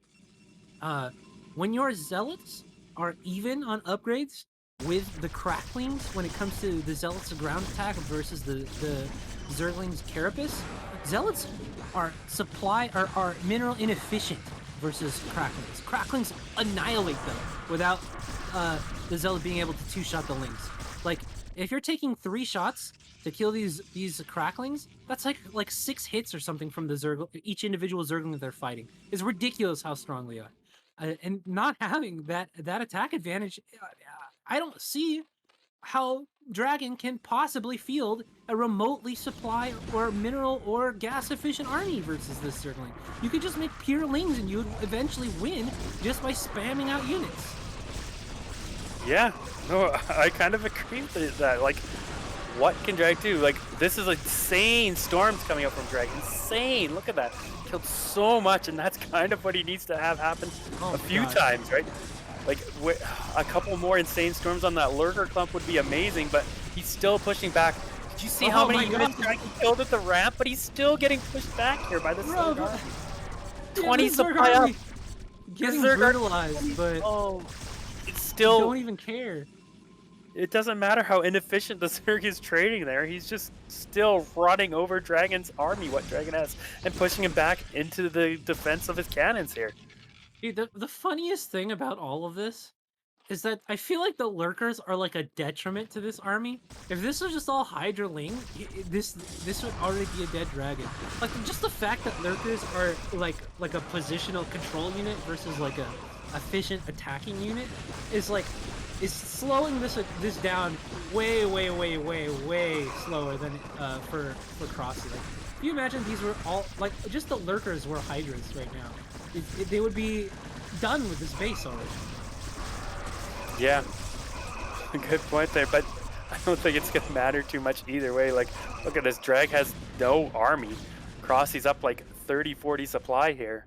He's just sending waves, look at this, waves of Lings and Hydras coming across the map, where Drag's already just barely surviving with what's here now. Look at all this, just flooding in here, a bunch more lurkers as well. Like, Dragon, even if he holds this off for now, eventually he's going to be overwhelmed, right? Like, Zerg can just keep sending the same kind of amount of units and army at Drag non-stop, and he's just going to get overrun. Cannon. Yeah, like let's see. What's the? Can we look at the attack upgrade real quick on the Carapace? Yeah, the whole time they were on Carapace to ground attack parity. Like Drag's units were just getting massacred just by the efficiency at that point, right? Like, oh gosh, Dragon. Yeah, I don't know what's going on here. I would never have predicted this score going either direction, right? I would say, if you asked me what was the score after 8 games, I would say 4-4. You know, like, Mm-hmm. I would not say 7-1 in either direction here. Yeah, I could see the games being 2/3 something like a Yeah. 6-3 would make sense to me. You know, because Yeah. like someone gets some momentum in a series and then you kind of like Yeah. carry that through the rest of it or whatever. But this is just a fucking bloodbath, dude. I It Crossy does. is. Yeah. It doesn't even look like these two are the same skill level. Like, it just feels in this series, right? It just feels like this is a mismatch, but we know this not to really be true, right? On any other day, like, Drag has beaten Crossy in series in Oh like a yeah. best of 5, like 3-1 or 3-2 or 3-0 even. Like, just I don't know. Do This you this think is not Dragon great. is just a little fatigued? I mean, he did have Yeah. to play before this as well. And I gotta say, man, I played 3 games of StarCraft and I need to take a good sit down. And that might just because I'm a fat chubby boy. But but it's a hard game to play that much, you know what I mean? Yeah. Well, here we go. This is the final game now. Regardless of how it turns out, final game of this show match. We got Dragon spawning here in the bottom left as the Black Protoss. Well, thank you. And in the bottom right-hand corner, of course, we do have Crossy. And Veer providing us with a little bit more information. Looks like the games were played days ago, so he wasn't playing earlier than earlier today, I guess. Interesting, Yeah. interesting. Oh yeah, the Ghostly League finals were played, but Crossy was playing before this in Oh Race Wars, man. as Aaron points out. Like, I think he played 2 games maybe, or 3 games. I guess it was probably 3 games in Race Wars. 2, okay. Whoa! Oh, it was 3 games. Crossy! You you cheeky boy, you. He can't miss that tea time.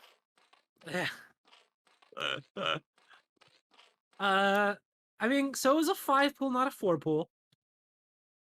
Right? I'm pretty sure we saw it was a 5 pool, right? Yeah, so 5 pool. Uh, very interesting build order in this matchup. Oh my god, he is going to get scouted last too. I So think the thing, Dragon's gonna die to it. so five pool. The crazy thing about five pool is it is not an all in the same sense that a four pool is. You Well, can do stuff after five pooling and I play a think game out. yeah. Yeah, but I don't think we're gonna get there. Dragon's is dead, right? Look how late his forge is. He's starting his forge and Ling's already like halfway built. Oh lord, The Lings are I'm gonna be coming across the map and Drag's probably just gonna GG when he sees the Lings. There's no way he's gonna defend this, right? I mean, he could man. throw a pylon down in his main and try and cannon that up and fight from there, but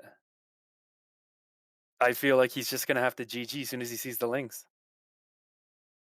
Okay, no GG yet, but yeah, throwing a pylon down. But Cross is just gonna run into the main, and I don't think Dragon's gonna be able to get the cannon up in time, right?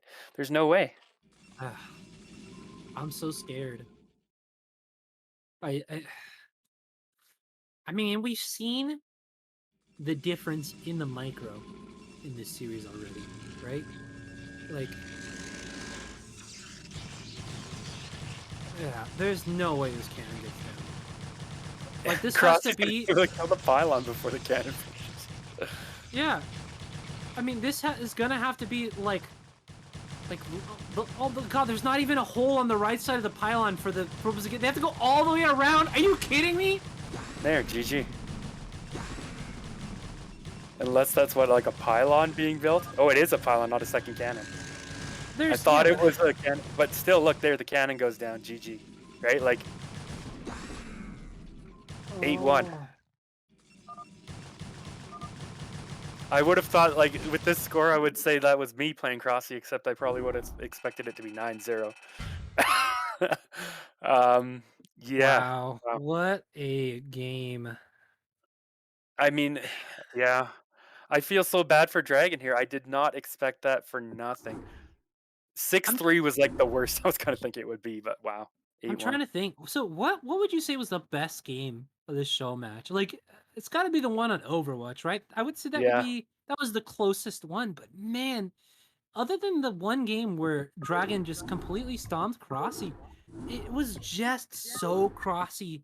Every game it was Crossy, Crossy, Crossy. There was never a point where I was really worried for Crossy. Like Dragon just got completely shut down, and I just feel so bad for him because we know that he is a better player than we saw today, or at least like in the way that these games compared Crossy and Dragon. Dragon certainly can beat Crossy in series. Uh, man, just so hard for him today.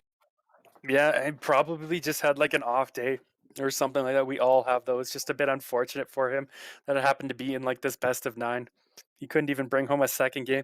Like like he's pointed out, that one game where he beat Crossy, he just looked so dominating. Looked like Crossy stood no chance. He just walked across the map. Nothing Crossy could do, right? But then in every other single game, it just after the first 2 games, we're like, oh no, is this? We're kind of worried here. But then Dragon brought it back in game 3, right? We're like, okay, we got a series on our hands. But then that was the only spark of brilliance, or like that was the only dragon-esque kind of game that we saw from him, right? Every other game from there, it just looked like Crossy controlled from pretty much from start to finish. Yeah, well, you know, all things being said, both players still incredible players. I'm really glad that we still got to cast this. There was a lot of planning that went into this, and it was very difficult to get a cast together. Veer did a lot of hard work, and a lot of footwork getting people to come out for this. So I'm really glad that he's doing this show mesh series. Uh, you know, as far as the games went, I really wish that Dragon had a stronger showing, but sometimes it just goes like that. Especially when you get some momentum early on in a series, it can be very difficult to come back from that when you're on the losing end of that. But man, Snipe, I had a blast casting with you, man. We got to cast some more stuff because you're a fantastic caster. I had a lot of fun. Thanks, man. Yeah, it was definitely a lot of fun. First time we've casted together. I can't believe we haven't before. With the amount of casting we both end up doing here for the scene, I think most of my casting has been done with Master A, but mix it up here and again. But yeah, no, I agree. It was a lot of fun, a lot of good games there. Bit sad that it was mostly Zerg favored, but that's the way it goes sometimes, right? And big thanks to both the players for playing in the show match, of course, and Doc for casting with me. I know I was a last minute add to this casting team here. I almost didn't do it because I'm like, well, I'm casting BSL Ghost League in the morning. Am I going to have, the energy to cast another best of 9 or a best of 9 after that? But I'm glad I did. Had a lot of fun. So thanks for everyone for watching, and Revolution Veer for putting on such a great series. It was a lot of fun. Yeah, Yeah, I'm just jumping in here for a bit, and everyone can hear me now. So big thanks to our casters. It was Doc Holiday and Snipe, so big thanks that you were here, and also big shout out to our players. And of course, I feel for DragOn right now. It must have been so hard for him to go down like this. I really feel for DragOn. yeah. Yeah. One thing I do want to also just really mention, I like that we get to do these kind of things. I feel like these community type of show matches and stuff like that really important to the scene. Um, BSL's out there, but that's like one of the only things going on. And so people who make the effort coming out to support these show matches and stuff like that, I just want to say thanks to everyone who makes this kind of stuff possible. It can be very difficult. Not everyone's got, a bunch of disposable income and stuff like that. And so when we can just put a little prize pool together and get some top level StarCraft being cast and put out for people to enjoy is always something that I really think is great. So I hope that we continue to see these type of show matches being put on by people, and I hope that players continue to be willing to come out for them, because it's always just so much fun getting to see people play against each other like this. Yeah, thank you guys all for making this stuff possible. Yeah, I hope to be seeing Brewar continue to thrive, going forward. And right now, I'm just getting my YouTube channel out there. This was the 5th show match that I did, and I'm not going to say that it's all about the money, but of course it's a little bit about the prize pool. So I need to raise them before I can show next show match. So if you want more show matches, I would love to get some help there, because I can do it every week if I have the prize pool, but I don't want to get too much of my own money into StarCraft. My wife doesn't really appreciate that. Alrighty, guys. Well, I think that's all we got for you today. Thank you, everyone, for showing up. Really appreciate the players showing up for this, and thank you guys all for showing up in the chat as well. Really love to see all your lovely faces chatting in there. So with that, guys, y'all have a really great rest of your weekend, and have a nice restful weekend. We'll see you next time. Yeah, okay. Yeah, thanks again. Let's Everyone send see you. everyone to Nyoken, ladies and gentlemen. So get some raid done. He's already having 197 viewers, so let's get him some more. He actually beat Action today. He did? Wow, nice. Yeah, he did. Of course, Oh Action, shit, that's like 5-pulled him or something, but it wins a But win still. to win, man. Anytime you beat a pro gamer, right? yeah. Yep. DragOn That's is worth a talking great about. player. Yeah. Okay, thank you everyone, and let's talk some other time, and let's see when we get. I saw Snipe wanted to have a show match against me, so maybe I will take him up on that, and let's see who will cast that, and so on and Yeah, so let's forth. do it. But of course, I will be able to play a best of 9 series versus Snipe if he wants to. No problem for me. Let's do it. Let's do it sometime. Yeah, Gotta give me a little bit of time to unrust, but I'm down. yeah, we'll do maybe it. Doc can do it. Oh, I'll cast cast it. the shit out. Yeah. Be kind. Be kind. It'll be fun, man. It's just for it's all just fun. I roast Yeah, people when I cast sometimes, but it's all just in good fun. I think it's what makes it just makes everything feel like a family. You know what I mean? Like Yeah. I Totally. don't know. I love it. So, alrighty, guys. Hey, have a good weekend, y'all. Yeah, Thanks for bye-bye. having me on. Thank See you. Yeah.